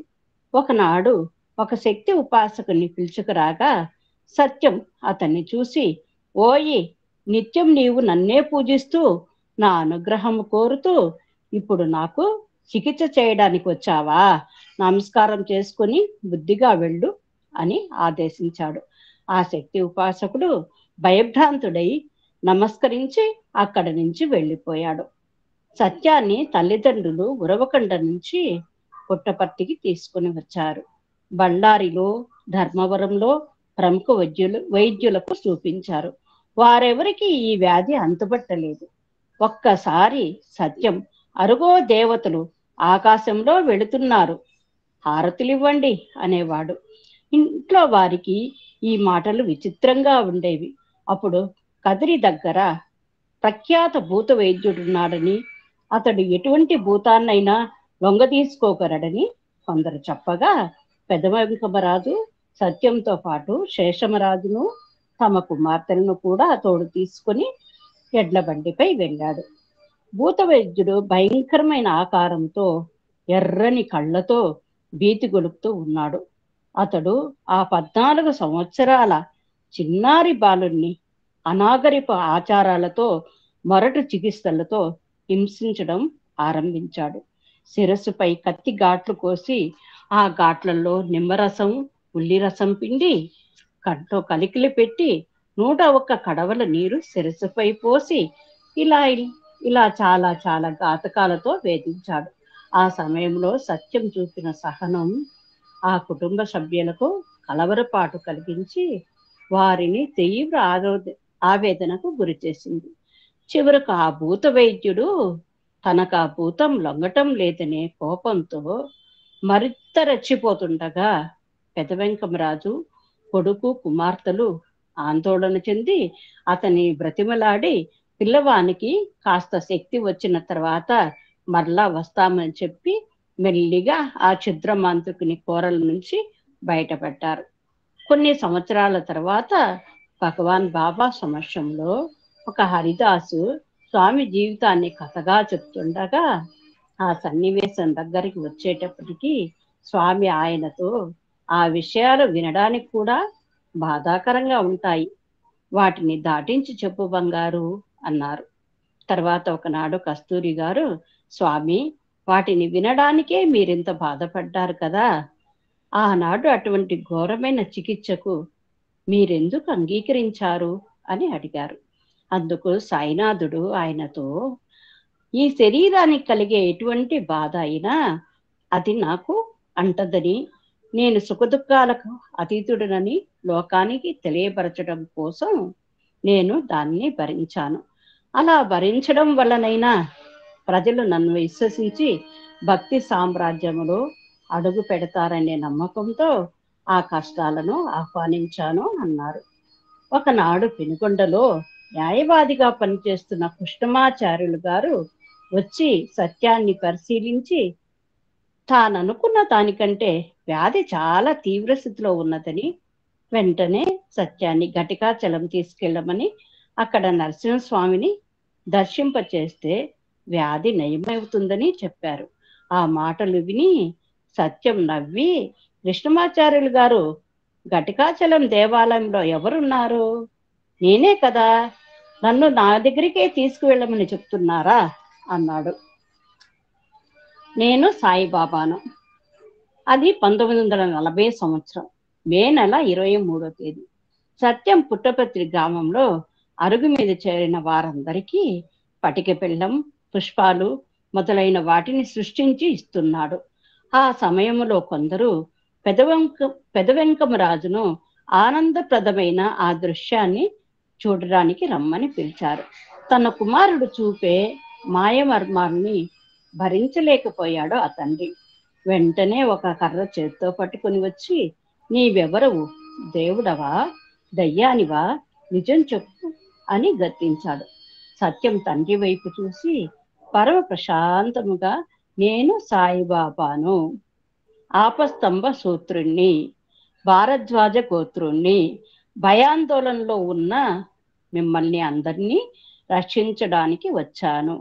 మీ వెంకావదూత నన్ను మీ వంశములో జన్మించమని ప్రార్థించాడు, అందుకని అవతరించాను అన్నాడు. ఆ సమాధానం విని వెంకమరాజు నిశ్చేష్టుడయ్యాడు. వెంకమరాజు ఎందుకని క్షణంలో అలా తగ్గిపోయాడు? వెంకావదూత పేరు వినగానే ఆయనలో ఈ మార్పు ఎందుకు కలిగింది? ఎవరకు అర్థం కాలేదు. పెదవెంకమరాజు తండ్రి అయిన కొండమరాజు గారి ఇంటికి వెంకావదూత అనే మహాత్ముడు వస్తూ ఉండేవాడు. ఆయన నిరంతరం చెరగని చిరునవ్వుతో చిదానంద స్వరూపుడై విలసిల్లుతుండేవాడు. ఆయన ధరించిన వస్త్రాలు ఆయన శరీరం మీద చిరిగిపోవలసిందే. ఆయన ఎవరి తల మీదనైనా చేత్తో స్పృశిస్తే వారికి దివ్యానుభూతులు కలిగేవి. ఆయన ఎక్కడ ఉంటాడో, ఎప్పుడు వస్తాడో, ఎక్కడికి వెళతాడో ఎవరికీ తెలియదు. నీటి ప్రవాహంలో కొయ్య మాదిరి సంచరించే అటువంటి సన్యాసిని అవధూత అంటారు. షిరిడి సాయినాథుడిని చిన్నప్పుడు పెంచి పెద్ద చేసిన వెంకూస ఈయనయేనని అభిజ్ఞులు అంటారు. ఆ వెంకావదూత అప్పుడప్పుడు వచ్చి కొండమరాజు గారితో కొంతసేపు ఆధ్యాత్మిక విషయాలను ముచ్చటించి వెళుతుండేవారు. ఒకనాడు ఆ విధంగా పుట్టపర్తి ఊరి బయట అరటి తోటలో కూర్చొని ఇద్దరు ఆధ్యాత్మిక విషయాలు మాట్లాడుకునే సమయంలో వెంకావదూత ఆకస్మికంగా మౌనం వహించాడు.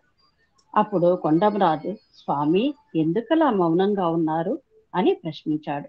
అప్పుడు వెంకావదూత, కొండమరాజు, భూదేవి ఏడుస్తున్నదయ్యా, భూదేవి ఏడుస్తున్నది, నీకు వినిపించట్లేదా అన్నాడు.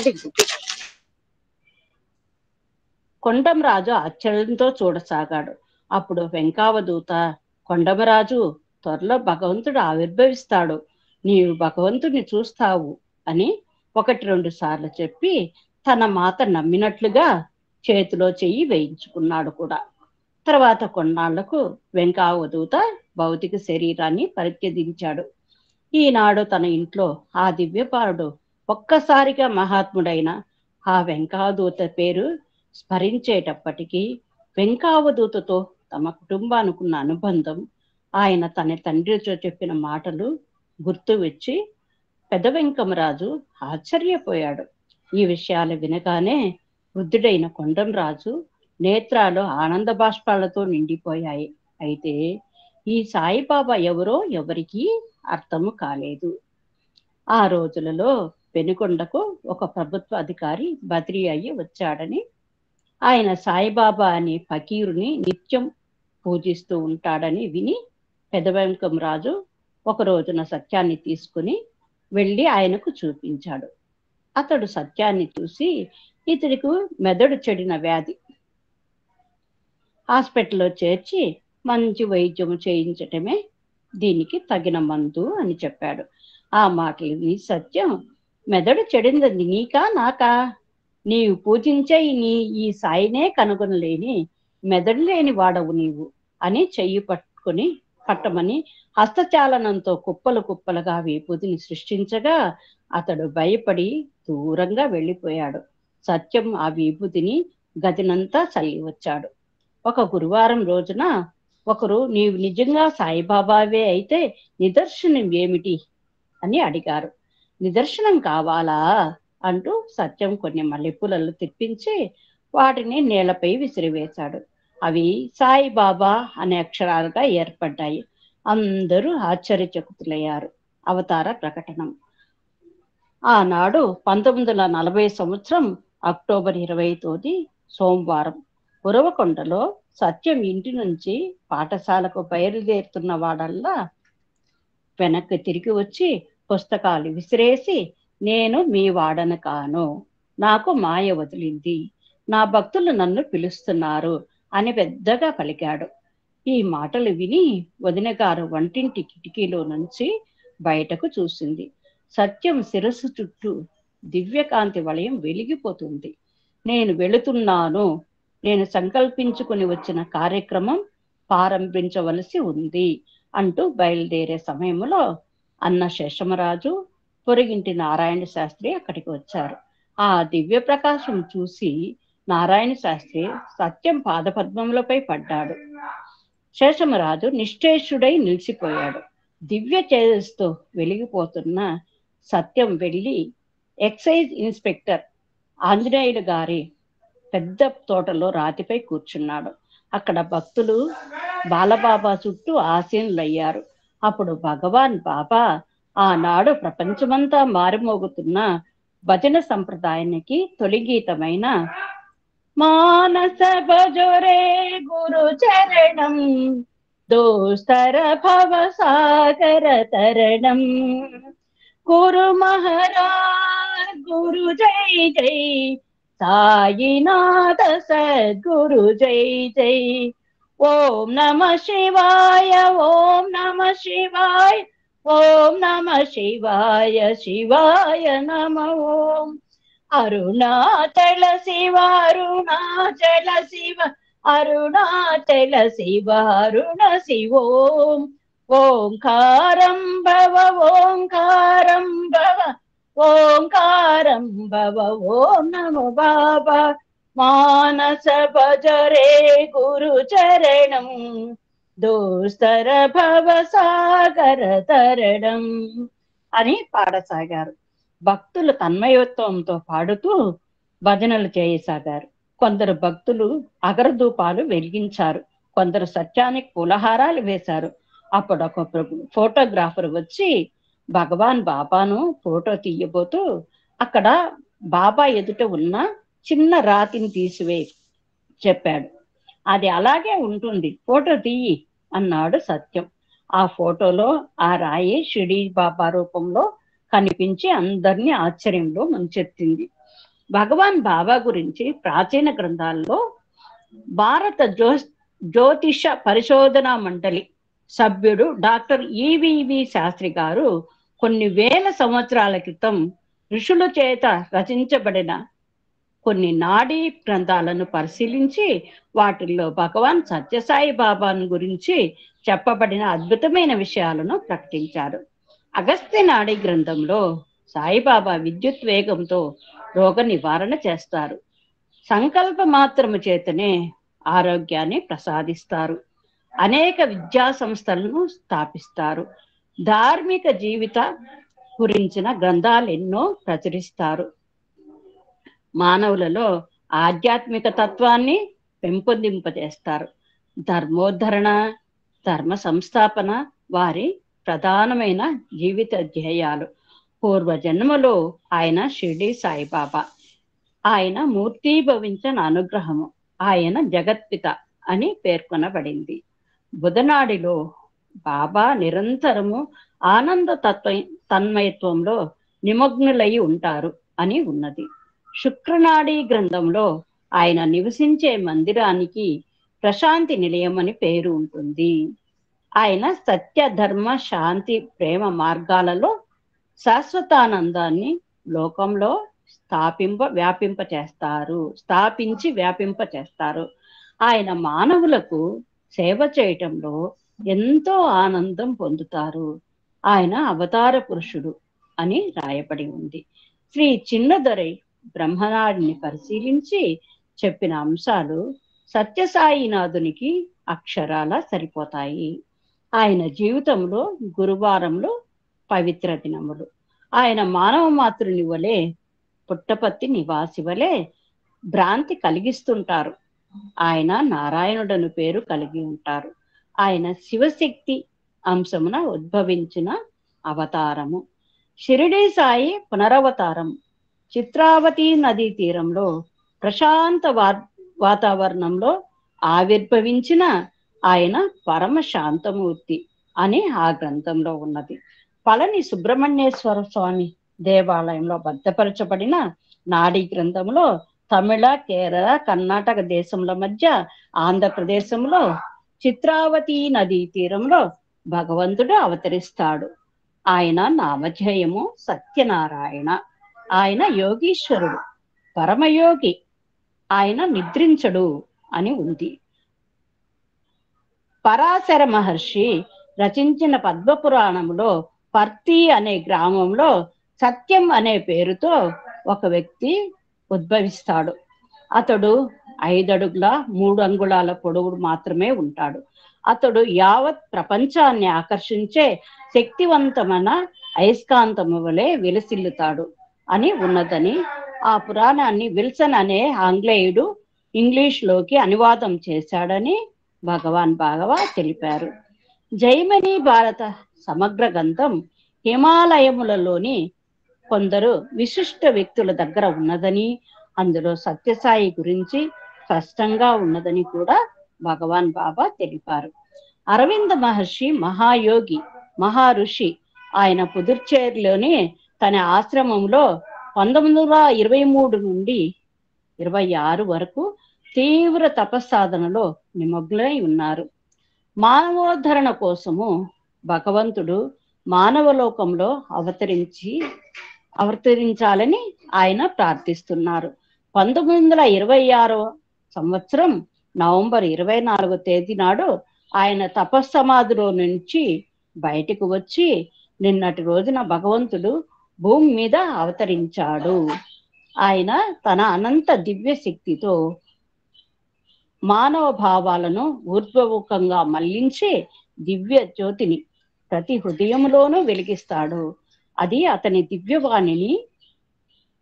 దివ్యవాణిని ప్రపంచంలోని ఆశేష జనావళి వినగలదు అని ప్రకటించారు. అరవింద మహర్షి ఉద్దేశించినది శ్రీ సత్యసాయి భగవానునే అనేది ఆయన చెప్పిన జన్మతిథిని బట్టి విశదమవుతున్నది. మహమ్మద్ ప్రవక్త ప్రసంగాలు ఆయన జీవితకాలం తర్వాత 700 సంవత్సరాలకు ది ఓషన్ ఆఫ్ లైట్ అనే 25 సంపుటాలుగా వెలువడినాయి. అందులో రాబోయే జగత్ ప్రభువును గుర్తుపట్టదగిన అంశాలు ఇలా పేర్కొనబడి ఉన్నాయి. ఆయన శిరోజములు దట్టముగా ఉంటాయి, నుదురు విశాలముగా ఉంటుంది, బుగ్గ మీద పుట్టుమచ్చ ఉంటుంది, గడ్డము ఎప్పుడూ గీయబడి ఉంటుంది. ఆయన 2 వస్త్రములు ధరిస్తారు. ఆయన వస్త్రము అగ్నిజాల వలె ఉంటుంది. ఆయన ముఖ కాంతి ఒకప్పుడు రాగి రంగులో, ఒకప్పుడు బంగారపు రంగులో, ఒకప్పుడు శ్యామల వర్ణంలో, ఒకప్పుడు చంద్రబింబం వలె ఉంటుంది. ఆయన ఆకృతి చిన్నదిగా ఉంటుంది. ఆయన పాదాలు స్త్రీ పాదాల వలె సుకుమారంగా ఉంటాయి. పుట్టుక నుంచి ప్రపంచంలోని సర్వమతములు, సర్వబోధలు ఆయన హృదయంలో ఉంటాయి. ప్రపంచంలోని సకల విజ్ఞానాలు ఆయన తలలో ఉంటాయి. నీవు భగవంతుని వేడుకునే సర్వ పదార్థాలను ఆయన ప్రసాదించగలడు. ప్రపంచంలోని విధి నిక్షేపాలన్నీ ఆయన పాదాల కింద ఉంటాయి. ఆయన భక్తుల మధ్యకు వెళ్ళి తన చేతితో వారి శిరస్సును స్పృశిస్తారు. ఆయన చూచిన ప్రతివారు ఆనందం అనుభవిస్తారు. ఆయన ఒక కొండ మీద నివసిస్తున్నారు.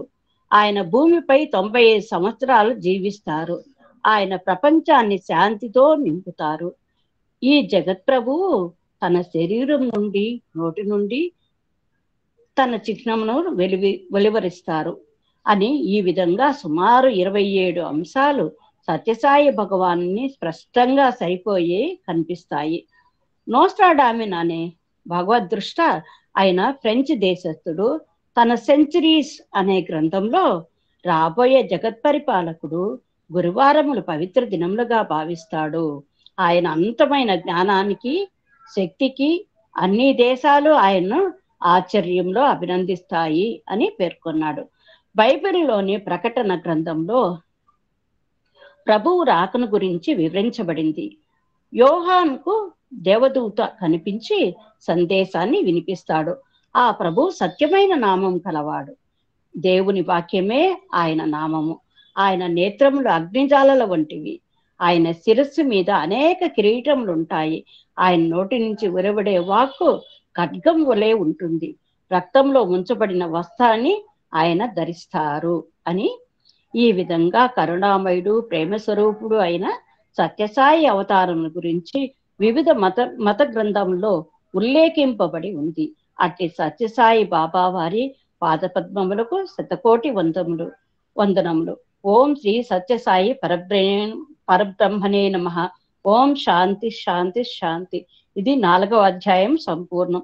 ఇది 2వ రోజు పారాయణము. ఈ అవకాశాన్ని నాకు కల్పించిన శ్రీ భగవాన్ బాబా గారికి, లక్ష్మీనారాయణ అన్నయ్య గారికి, వదిన గారికి అందరికీ పాదాభివందనములు. నాతోటి సోదర సోదరి మనందరికీ నమస్సుమాంజలు. సాయిరామ్. ఫస్ట్ టైం పారాయణ చదివావు నువ్వు 2020లో? చదివాను అన్నయ్య. సూపర్. చదివాను. నాకు గుర్తుంది, అందుకనే కన్ఫర్మ్ చేద్దామని వేరే వాళ్ళకి చెప్దామని. Very nice. సరేనే. 2-3 విషయాలు వీళ్ళు చెప్పిన అంశాలు ముచ్చరించుకుని తమిళ్ ఇయర్ గురించి ఒక 10-15 నిమిషాలు ఎక్కువసేపు నేను ఆల్రెడీ చాలా మంది లెఫ్ట్ అయ్యారు. కొంచెం గమనిస్తుంది పాద సార్ ఎవరు వెళ్ళుకున్నారు కాస్త. సాయిరామ్. అటువంటి పనులు ఉన్న వాళ్ళకి మన దగ్గర రావక్కర్లేదు, వాళ్ళ సొంత పనులు హ్యాపీగా చూసుకోవచ్చు. ఇందులో ఒక మాట ఇందాక చెప్పింది ఫస్ట్ స్పీకర్ అన్నమాట. అందుకనే నేను స్వామి గురించి చెప్పినప్పుడు ఒక మాట చెప్తాను, మొత్తం చెప్తే టైం అయిపోతుంది. ప్రకృతి గణనం సాయినాథం అంటాను. Note this point. నేను నాకు ఇప్పుడు గుర్తుకొచ్చింది, ఉత్తగా అనిపించారు నోడుతూ. ప్రకృతి గణనం సాయినాథం. రెండోది ఆ పోట్ల గిత్తలు అన్నప్పుడు ఇది పొగరబోతు పోట్ల గిత్తరో ఎవరికైనా వస్తే చివరిలో వాడండి. మూడోది ముక్కపట్నం హై స్కూల్. మా సోదరుడు హైదరాబాద్ లో ఉంటాడు, విజయబాబు అని మాకు సత్సంగ స్పీకరు. అతను అతను పండరి యాత్ర కూడా 3-4 సార్లు చేశాడు.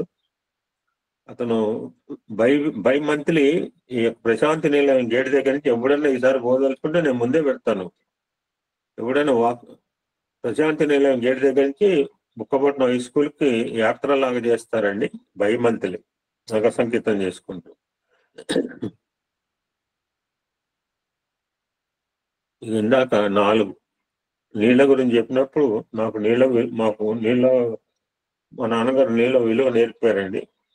కొంచెం నీళ్లు కష్టతరమైన పరిస్థితుల్లో బతికాం ఇంతవరకు. ఎల్లార్థం చేసి మేము, మా అమ్మ, మా చెల్లె, మా అక్క మోసుకునేవాళ్ళు. ఈవెన్ కొత్తగూడెంలో కూడా వీ స్ట్రగుల్ ఫర్ వాటర్ అండి. మా నాన్నగారు కూడా చాలా బాధపడ్డారు. ఇన్ని డబ్బులు కూడా నీళ్ళకి బాధ. అంతకంటే వాటర్ అంటే ఏంటంటే ఏమడిగారు? పంచభక్ష పరమాణాలు అడిగారా? పంచభక్ష పరమాణాలు ఉన్నాయండి, నీళ్లు లేవు, ఏం చేస్తాము? నెత్తిమీ కొట్టుకుంటామా? ఇడ్లీ పెట్టి 10 రకాల చట్నీ పెట్టాడు, ఎవడన్నా తింటాడా? వాటర్ లేకుండా మీరు తింటారా? ఎవడన్నా చేతులు ఎడుతుంది. నేనైతే తినా. ఇడ్లీ పెట్టాయండి, రాత్రి ఇడ్లీ తెచ్చుకుంటే 3 రకాల చట్నీ వేసాడు. రాత్రి బజార్ నుంచి వచ్చేటప్పుడు 3 రకాల చట్నీ అద్భుతంగా 3 తినేసినాం. వాటర్ లేకపోతే శబరిమల యాత్ర చేసాం, జ్యోతి దర్శనం అయిపోయింది, అద్భుతమైన భోజనాలు ఉన్నాయండి, నీళ్లు లేవు. ఎన్ని రూపాయలు ఇచ్చినా ఎవడు నీళ్ళు అమ్మట్లేదు అక్కడ పోదామంటే కింద పొద్దున్న స్నానం చేసి వచ్చాం, కిందకి దిగి పగలపూట కానీ బాగా, రాత్రి కూడా అంటే భయం వేస్తుంది ఏనుగులు చూసి. దట్స్ వై స్వామి చిన్నప్పుడు నీళ్లు మోసారు, ఇప్పుడు నీళ్లు ఇస్తూనే ఉన్నారు. చెప్పినట్లు చేస్తారా. నేను 3 సార్లు నాటికి వేయించా, తెలుగులో 2 సార్లు వేయించా. చెన్నై వచ్చిన తర్వాత ఇంగ్లీష్ లో ఒక dialogue, shut up and get out, బాగా చెప్పింది అమ్మాయి. నోరు మూసుకుని అవతలకి వెళ్ళి అంటాడు. ఎవడని చెప్పినట్టు చేస్తారా? ఎవడు చేయడు. షటప్ అండ్ గెట్ అవుట్ అనే డైలాగ్ రాశాను అనమాట. చాలా బాగా చేసింది అమ్మాయి. భూత వైద్యుడి దగ్గర ఇందాక చెప్పాను కదా, ఆ బావిలోంచి నీళ్లు తోడినప్పుడు మీరు 2-3 రోజులు అక్కడే ఉంటున్నాయి. ఆ సీన్ చూసాము. నేను సాయిబాబా భూత వైద్యుడి దగ్గరకి నేను చాలాసార్లు రిఫరెన్స్ చేసుకున్నా. ఎవరెవరు పోయారు అంటే శేషంరాజు తల్లిదండ్రులు అక్కలు కూడా పోయారా నేను ఉంది రిఫరెన్స్. ఇప్పుడు కూడా క్లాస్ మా అమ్మాయిని అడిగిన, నువ్వు కదిరి వెళ్ళావా సీన్ అంటే, నన్ను వద్దన్నా నాన్న భయపడతానని మా అమ్మాయి చెప్పింది. మా అమ్మాయి పార్వతమ్మ అనమాట. బుక్ లో చూస్తే ఇద్దరు అక్కలు కూడా వెళ్ళారు, బండి మీద ఎడ్ల బండి మీద పోయింది. మా అమ్మాయిని అడిగిన, అమ్మ షూటింగ్ అప్పుడు నువ్వు వెళ్ళావు అంటే, లేదు నాన్న నేను భయపడతాను నన్ను వద్దన్నారు అంది. తర్వాత నేను సాయిబాబా డిక్లేర్ చేసినప్పుడు అయివద్దే. ఆ నిర్మాత నన్ను అడిగారు, కరుణాకర్ రావు, ఆయన ఆయన ఆయన ఆయన ఫ్రెండ్ ఆంధ్ర బ్యాంక్ మేనేజర్ నాకు ఆర్కేపీలో రామకృష్ణపూర్లో. సార్ మీరు కూడా తప్పకుండా సార్ నాకు బాగా ఇష్టం భజనలు పాడతానంటే అప్పటికప్పుడు డ్రెస్సులు ఇచ్చారు, పైజమా కుర్తా పని చేసుకున్నాను. ఓం సాయి శ్రీ సాయి జయ జయ సాయి, ఓం సాయి శ్రీ సాయి జయ జయ సాయి, ఓం సాయి శ్రీ సాయి జయ అని మేము నామస్మరణ చేస్తున్నాం. సాయిబాబా అని అవతారం ప్రకటన చేశారండి. ఈరోజు ఈ పాయింట్స్ నాకు గుర్తుకొచ్చినాయండి. ఈరోజు తమిళ్ న్యూ ఇయర్. జనరల్ గా స్వామి గారు Tamil new year and Vishu సందర్భంలో స్వామి టు గివ్ మెసేజ్. లాస్ట్ 3 రోజులు బట్టి కూడా ప్రశాంతి నెలలో తమిళనాడు వాళ్ళు చాలా ప్రముఖ పాత్ర ఉంటుంది. 3 రోజులు బట్టి కార్యక్రమాలు సాగుతున్నాయి. స్వామి జనరల్ గా ఈ తమిళ న్యూ ఇయర్ కి స్వామి ప్రశాంతి నెలలో తక్కువ ఉంటారు. ఈ maybe either at Bengaluru or at Kodaikanal. ఒక సందేశంలో కొన్ని అంశాలు జస్ట్ రివ్యూ చేసిన ప్రయత్నం చేద్దామండి. పండగ ఏదైనా కావచ్చు, స్వామి చెప్పే మాటలు మాత్రం ఒకటి గుర్తుపెట్టుకోండి. ఈ తెలుగు ఉగాదా, తమిళ ఉగాదా, కేరళ పండగలు వేరే, బట్ స్వామి చెప్పే కాన్సెప్ట్, అంతరార్థము, పరమార్థం మాత్రము ఆలోచన ఎప్పుడు ఒకటే రకంగా ఉంటాయి, గుర్తుపెట్టుకోండి. ఇప్పుడు చెప్పబోయే అంశాలు మనం చాలాసార్లు ముచ్చరించుకున్నాం. Just recollection. The title of this Tamil new year సత్సంగం విశ్వ ఈస్ పరోపకారార్థం ఇదం శరీరం. మన అందరికి తెలిసింది. అంటే మన గురించి మనం చూసుకోకుండా ఉంటామండి. నేను తినకుండా మొత్తం దానం చేస్తానా? నేను శుభ్రంగా తింటున్నాను. ఏవో నాకు ఆవిడ ఎదుట మీరు ఏమైనా అవకాశం ఉంటే చెప్పండి. డబ్బులు అందరూ జేబులో డబ్బులున్నా తీయలేరండి బాబు. కొంతమందికే ఇస్తాడు. మొన్న అనేది ఒక ఆవిడ మా మేడంతో, ఇక ఎప్పుడు కార్యక్రమం ఉంటూనే ఉంటాయి మాకు నిరంతరం. నిన్న తన గుడికి పోయింది, గుడిలో ఇచ్చుకుంది. నేను ఎక్కడ పోయి మేము చేస్తూనే ఉంటాం. వాడెవడ వస్తాడు ఇస్తాడు, వీడు మాకు అసలు ఆలోచనే లేదు. ఎప్పుడు అవకాశాలు ఉంటాయండి. ఎప్పుడైనా అవకాశం ఏంటంటే సాయి సంస్థలో ఎప్పుడు అవకాశాలే ఉంటాయి. సాయి సంస్థలో ప్రేమ స్వరూపులారా, ఈ మాట నేను చాలాసార్లు చెప్తుంటా. మానవునికి అహంకార ఆడంబరాలు ఉన్నంత వరకు అతను ఎవ్వరూ ప్రేమించరండి. నేను కనుక అహంకారము ఆడంబరం చూపిస్తే మీరు దగ్గరకు రోజు పరిగెత్తుకొస్తారండి, దొబ్బుపోతారు. ఈవెన్ కట్టుకున్న భార్య కన్న బిడ్డలైనా ప్రేమించరండి. ప్రేమించినట్లుగా నటిస్తారు, అది నిజమైన ప్రేమ కాదు. కారణము అతనిలోని అహంకారము ఆడంబరములు ప్రేమకు అడ్డు తగులుతుంటాయట. క్రోధం ఉన్నంత వరకు మానవునికి శోకము తప్పదు. క్రోధం పెరిగే కొలది శోకం కూడా అధికమవుతుంది, డైరెక్ట్లీ ప్రపోర్షన్. శోకములకు దూరమై శాంతిని అనుభవించవలన క్రోధం నిర్మూలంగా ఉంచుకోవాలి. మానవునికి కోరికలు ఉన్నంత వరకు సిరి సంపదలు అతని వైపుకే చూడవు. అందుకని లెస్ లగేజ్ మోర్ కంఫర్ట్ అని చెప్తున్నాను అంటారు స్వామి. కోరికలు అనే లగేజ్ ఎంత తగ్గించుకుంటే జీవిత ప్రయాణం అంత సుఖవంతంగా అవుతుంది. లోభం ఉన్నంత వరకు మానవ శాంతి లేదు. దుర్యోధన చూసాం, 5 ఊళ్ళు ఇస్తే ఏమైంది వాడికి మాయరోగం? తను ఏనాడు లోభం తను ఏనాడు లోభమును నిర్మూలం గావించుకొనునో ఆనాడే శాంతి సౌఖ్యములు అనుభవించాడు. లోభి తను తినడు, ఎవడికి పెట్టాడు అని ఏం చేస్తుంటాడు? మనం కథ కూడా చూసాం. డబ్బులు దాచి పెట్టాడు, అక్కడ బాధ పెట్టాడు, ఇక్కడ బాధ పెట్టాడు. తర్వాత స్వామి కంటిన్యూ చేస్తూ, మన దేశ సౌభాగ్యం గురించి అందరూ మాట్లాడుతుంటాం. మనం దేశ సౌభాగ్యం అనేది మానవుల యొక్క చర్యలపై ఆధారపడి ఉంటుంది అని చెప్తున్నారు స్వామి. మన చర్యలు మనసుపై ఆధారపడి ఉంటాయి. వీళ్ళు తమిళ గురించి 15 రోజుల క్రితమే మనం షెడ్యూల్ వేసుకున్నాము. మనసు యొక్క మంచి చెడ్డలు సంకల్పంపై ఆధారపడి ఉంటాయి. సత్య సంకల్పములకు పోషించుకున్నప్పుడు లోకం సౌభాగ్యంగా ఉంటుంది.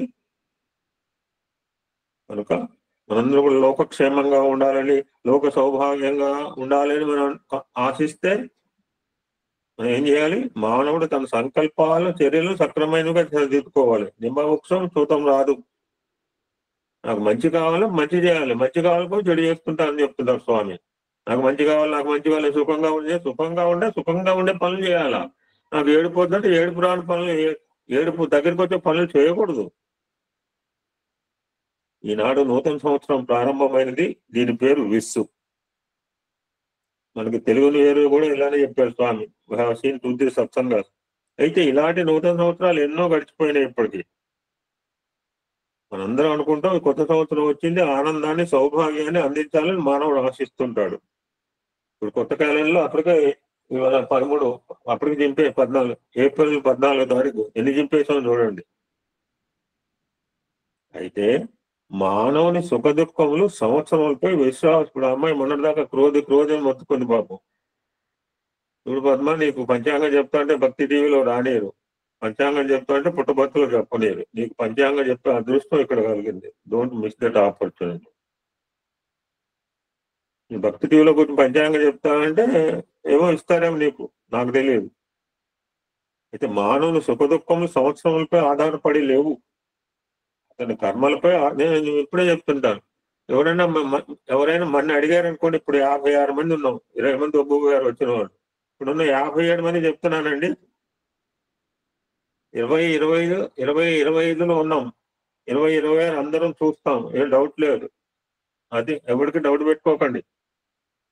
ఎంత అదృష్టం చూడండి. 2026 చూస్తామంటే ఎంత ధీమాగా, ఎంత హోప్గా ఉన్నాం చూడండి మనందరం.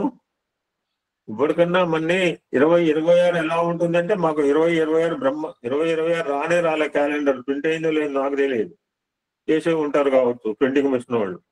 బట్ 2026 ఎలా ఉంటుందంటే మనం ఖచ్చితంగా చెప్పొచ్చు, మాకు 2026 బాగుంటుంది. అదేంటంటే మీరు future, how can you tell the future అంటే, మనమంతా 25 సంవత్సరం కష్టపడి పనిచేస్తామండి. 365 రోజులు వీళ్ళు వర్క్ హార్డ్. 57 మంది ఇక్కడ కూర్చున్న వాళ్ళందరం కూడా వర్క్ వెరీ హార్డ్ ఫర్ 2025. 20 సంవత్సరం అంతా కష్టపడ్డ వాడికి 2026 ఆనందంగా ఉండక దుఃఖంగా ఉంటుందండి? నెవర్. కర్మలు మంచివైనప్పుడే ఫలితం మంచిగా ఉంటుంది. కానీ మానవుడు మంచి చెడ్డలను విచారం చేయకుండా కర్మలు ఆచరిస్తున్నాడు. చెడ్డ కర్మలు ఆచరించడం సులభే, కానీ వాడి ఫలితాలు పర్వతముల మాదిరి. అది తోటకూర కాడ, మనం ఎగ్జాంపుల్ తోటకూర కాడ అన్నప్పుడు వాడు అమ్మ దండించాల్సింది, వాడు బొక్కలో పెట్టారు. మేబీ చేయటానికి సింపుల్ గా ఉండొచ్చు, బట్ దాని రిజల్ట్ ఎలా ఉంటే పర్వతముల మాదిరి తనకు అడ్డు తగులుతుంటాయి. అందుకని స్వామి చెప్తున్నారు, తస్మై నమః కర్మణే. కర్మానుబంధి మనుష్యలోకే. మానవ జీవితం కర్మ ఆధీనమై ఉంటుంది. కర్మల్లో వదిలి మనకు క్షణమైన ఉండటానికి లేదు. నేనేం చేయనండి, ముసుగుదాన్ని కూర్చుంటాను. ముసుగుదాన్ని కూర్చుంటే ఊపిరి పీల్చుకోవాలి కదా. మీరు చేసే ప్రతి కర్మ భగవంతునికి చేసే పూజగా, అది భగవత్ ప్రీత్యర్థం భావంతో చేసుకున్నారు. మనం ఏం చేసినా సరే భగవత్ ప్రీత్యర్థంగా చేశాను అని మనం భావన ఉండాలి. ఇదే సత్యమైన నిత్యమైన మార్గం ఉంటున్నారు.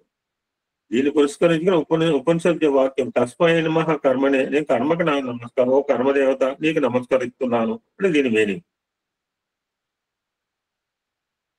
మన చేత మంచి కార్యాలు ఆచరించేట్లుగా మన కర్మదేవతను ప్రార్థించాలి. నేను చేసే కర్మ పవిత్రమైనదిగా, లోక కళ్యాణ్ లోక సమస్త సుఖిలో అంటున్నాను నోడుతో, లోక కళ్యాణానికి సహాయం చేసేదిగా, సత్కీర్తిని అందించేదిగా ఉండాలి అని మన ప్రార్థన. గాడు డూ ప్రేయర్ అనే భావంతో కర్మ మొట్టమొదటి మనం నమస్కరించాలి. తస్మై నమః కర్మణే. ఇది this is the beauty of this is the moral, this is the lesson of Indian culture అండి. భారతీయ సంస్కృతి మనకి ఏం నేర్పుతుంది? This is the essence.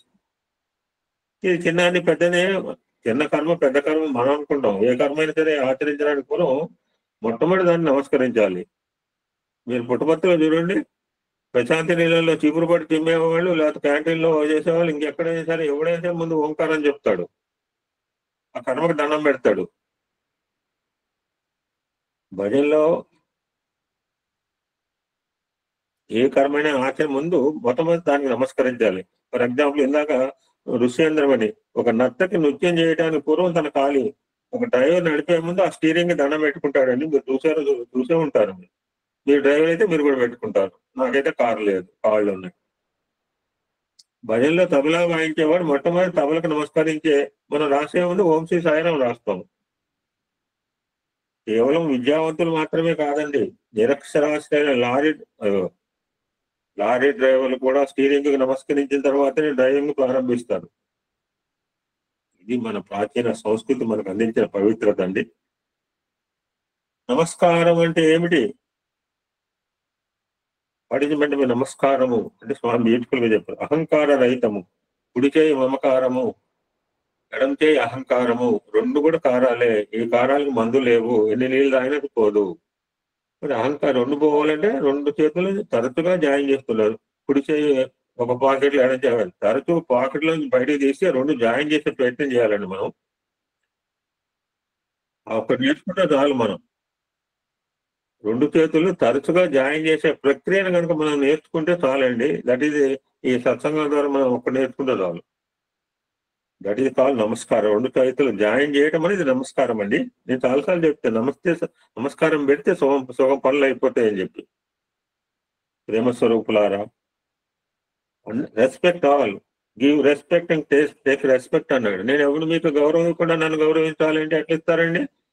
I have to respect each and everybody. ఈ గ్రూప్ లో ఉన్న ప్రతి సభ్యుడిని నేను అందరినీ గౌరవించాలండి. Then only I will get respect. నన్ను మీరు గౌరవించాలి అంటే నడవదు. ఇది it's not one way traffic, not one side love. అందరినీ గౌరవించండి, అప్పుడే మీకు కూడా గౌరవం లభిస్తుంది. ఇతరులకు మీరు ఏది అందిస్తే అదే తిరిగి మనకి రియాక్షన్, రిసౌండ్ అండ్ రిఫ్లెక్షన్. కర్మఫలమునందే మీ సర్వస్వము ఇమిడి ఉన్నది. దైవ సాక్షాత్కారము కూడా కర్మఫలమునందే ఇమిడి ఉన్నది. కానీ ఈనాడి మానవుడు మంచి చెడ్డలకు విచారం చేయకుండా ఇష్టానుసారం కర్మలను ఆచరిస్తున్నాడు. అందుకనే పడనని పాటు పడుతున్నాడు. కష్టాలు అనుభవించే సమయంలో బాధపడుతున్నాడు, కానీ కర్మను ఆచరించడం ఇది మంచిదా చెడ్డదా అని విచారం చేయడం లేదు. At the time of difficulties, అరే నాకే ఎందుకు వస్తాయండి మేము అనుకుంటున్నాం. అప్పుడు అన్ని మేము అప్లై చేసుకుంటాం. అన్ని భగవంతుడు అన్ని కూడా వీడికి పెడతాడా? కావాలని చూసుకుని అక్కడికి పెడతాడా?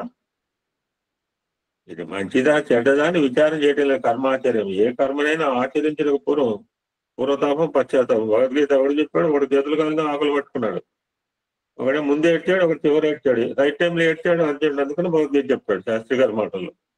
So we have to cry at right time. ఏడవాల్సిన టైంలో ఏడవాలి. ఎత్తుకుంటా అంటే తక్కువని ఎక్కాలి, భుజాలు ఎక్కాలి. ఇప్పుడు వద్దు రేపు పొద్దున ఎక్కనే ఇవ్వడు. So at the time of performing the action, we should think which is good or bad, can we do it or not? ఏ కర్మనైనా ఆచరించక పూర్వం దాన్ని మంచి చెడ్డలు విచారం చేయాలి. తొందరపాటు పడకుండా శాంతంగా కర్మల్లో పాల్గొనాలి. మన సుఖాలు, కష్ట సుఖములు కొత్త సంవత్సరం తీసుకుని రావటం లేదు. ఇప్పుడు విశ్వాసాన్ని పట్టుకొచ్చిందా, లేకపోతే తమిళ న్యూ పట్టుకొస్తుందా, లేకపోతే కేరళ న్యూ ఇయర్? మనం ఆచరించే కర్మల ద్వారానే లభ్యమవుతాయి. కనుక మనము తగిన రీతిగా విచారం చేసి సత్కర్మలు ఆచరించమని చెప్తున్నాడు. ఒక చిన్న ఎగ్జాంపుల్ చెప్పుకుని చాలా ఉంది కానీ ఇప్పుడు కాదండి. పరోపకార సంబంధమైన కర్మలను, పరులకు ఆనందం పెట్టే కర్మలు అవుతాయి. నేను చెప్పాను, బొంబాయి పోయాడు మా అబ్బాయి ఆఫీస్ పని మీద. విష్ణుప్రియ దగ్గర పోతే ఎంత ఆనందం అండి. నేను పొంగిపోయాను. వాళ్ళు ఎంత పొంగిపోయి ఉంటారో ఆలోచించండి. తాతగారు ఐఎమ్ ఎక్స్ట్రీమ్లీ హ్యాపీ. ఆ అబ్బాయి పెడుతున్న మా ఇంట్లో ఇంత సాయి భజన అంటే జరగలేదండి. చక్కగా కుటుంబంతో భజన చేసుకున్నాం, చాలా ఆనందపడ్డారండి. అది that we have to do అండి. మనం ఎప్పుడు తింటూనే ఉంటాం. ఉప్పొద్దుల 70 సంవత్సరాలు లేదా మనకు ఆనందం. అదే తినేది ఎదుటివాడి పెట్టామనుకోండి ఎంత ఆనందపడతాడండి. ఆ కళ్ళలోనే ఆనందం చూడవచ్చు మనం. You can see that beauty. నేను పొద్దున బయలుదేరాను వాకింగ్, వాళ్ళ తమిళ అని చెప్పి. అలాగా తిరిగి వస్తే నాకు 4-5 కనిపించారు.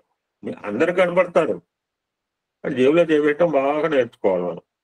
కానీ మనకెట్ట డబ్బులు మిగులుతాయండి. మనకే స్వామి నమ్ముకున్న వాడికి అన్నము అమృతం 2 ఇస్తాడండి. That much I'm sure. Saibaba నమ్ముకున్న వాడికి అన్నం దొరకదండి. పద్మావతి, సిహెచ్ఎల్ పద్మావతి, నువ్వు చెప్పు. సాయిబాబా నమ్ముకున్న వాళ్ళకి అన్నం దొరకదా?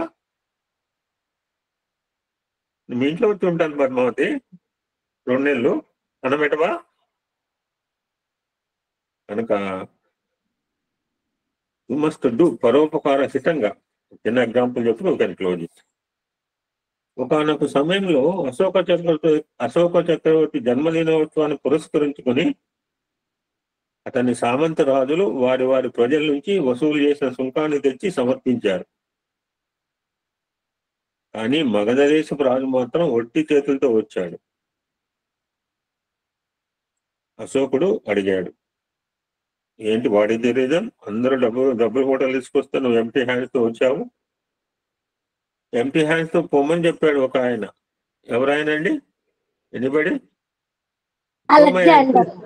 Very good, beautiful. మహారాజా, ఈ సంవత్సరం నా రాజ్యంలో అతివృష్టి అనావృష్టి పరిస్థితుల కారణంగా ప్రజలు నిలవటానికి నీడ లేక, తినటానికి తిండి లేక, త్రాగటానికి నీరు లేక పడరాలు పాటుపడ్డారు. కాబట్టి నేను ప్రజల నుంచి వసూలు చేసిన సుంకమును ప్రజా సంక్షేమం కోసమే వినియోగించాను. ప్రజలకు త్రాగునీటి సౌకర్యం కల్పించాను, పిల్లల కోసం పాఠశాలను కట్టించాను, అనారోగ్యంతో బాధపడుతున్న వారి కోసం వైద్యశాల ఎన్ని కూడా ప్రారంభం చేశారు. ఈశ్వర్ చంద్ర విద్యాసాగర్ కూడా చేశాడు ఈ 3 కోరికలు. ఈ విధంగా నేను వసూలు చేసిన ధనమంతా ఖర్చు అయిపోయింది. తమకు సమర్పించడానికి నా వద్ద ఏమీ మిగలలేదు అన్నాడు మగధరాజు. జనరల్ గా ఈ మాటలు వింటే న్యాయంగా ఏనుగులు కోపం రావాలి కదండి రాజుకి. జనరల్ గా మనం చూసే సీరియల్స్ లో, సినిమాల్లో కోపమే వస్తుంది.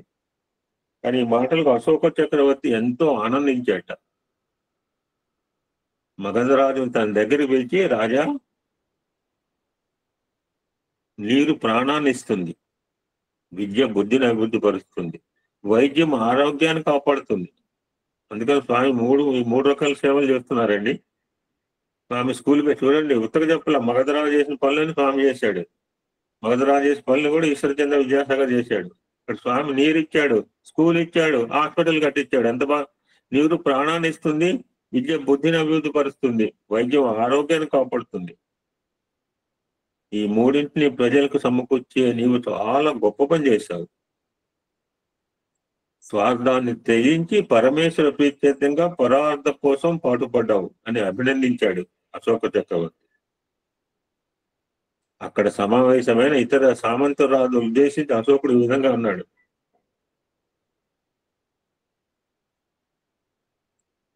ప్రజల నుంచి మనం అధికంగా సుంకములు వసూలు చేస్తున్నామని అనేక మంది విమర్శిస్తుంటుంటారు. కానీ మన దగ్గర జిఎస్టీ, ఆర్ఎస్టీ 20-30 రూపాయలు ఇడ్లీ అయితే దానిపైన 10 రూపాయలు జిఎస్టీ కడుతున్నాం. కానీ ప్రజల నుంచి సుంకమును వసూలు చేయకపోతే ప్రభుత్వానికి డబ్బు ఎక్కడి నుంచి వస్తుంది? ప్రభుత్వం వద్ద డబ్బు లేకపోతే ప్రజా సంక్షేమ కార్యక్రమాలు ఏ రీతిగా చేపట్టగలదు? కాబట్టి ప్రజల నుంచి సుంకమును వసూలు చేయక తప్పదు. అయితే దాన్ని భగవంతుని సొత్తు, ఇది ఇంపార్టెంట్.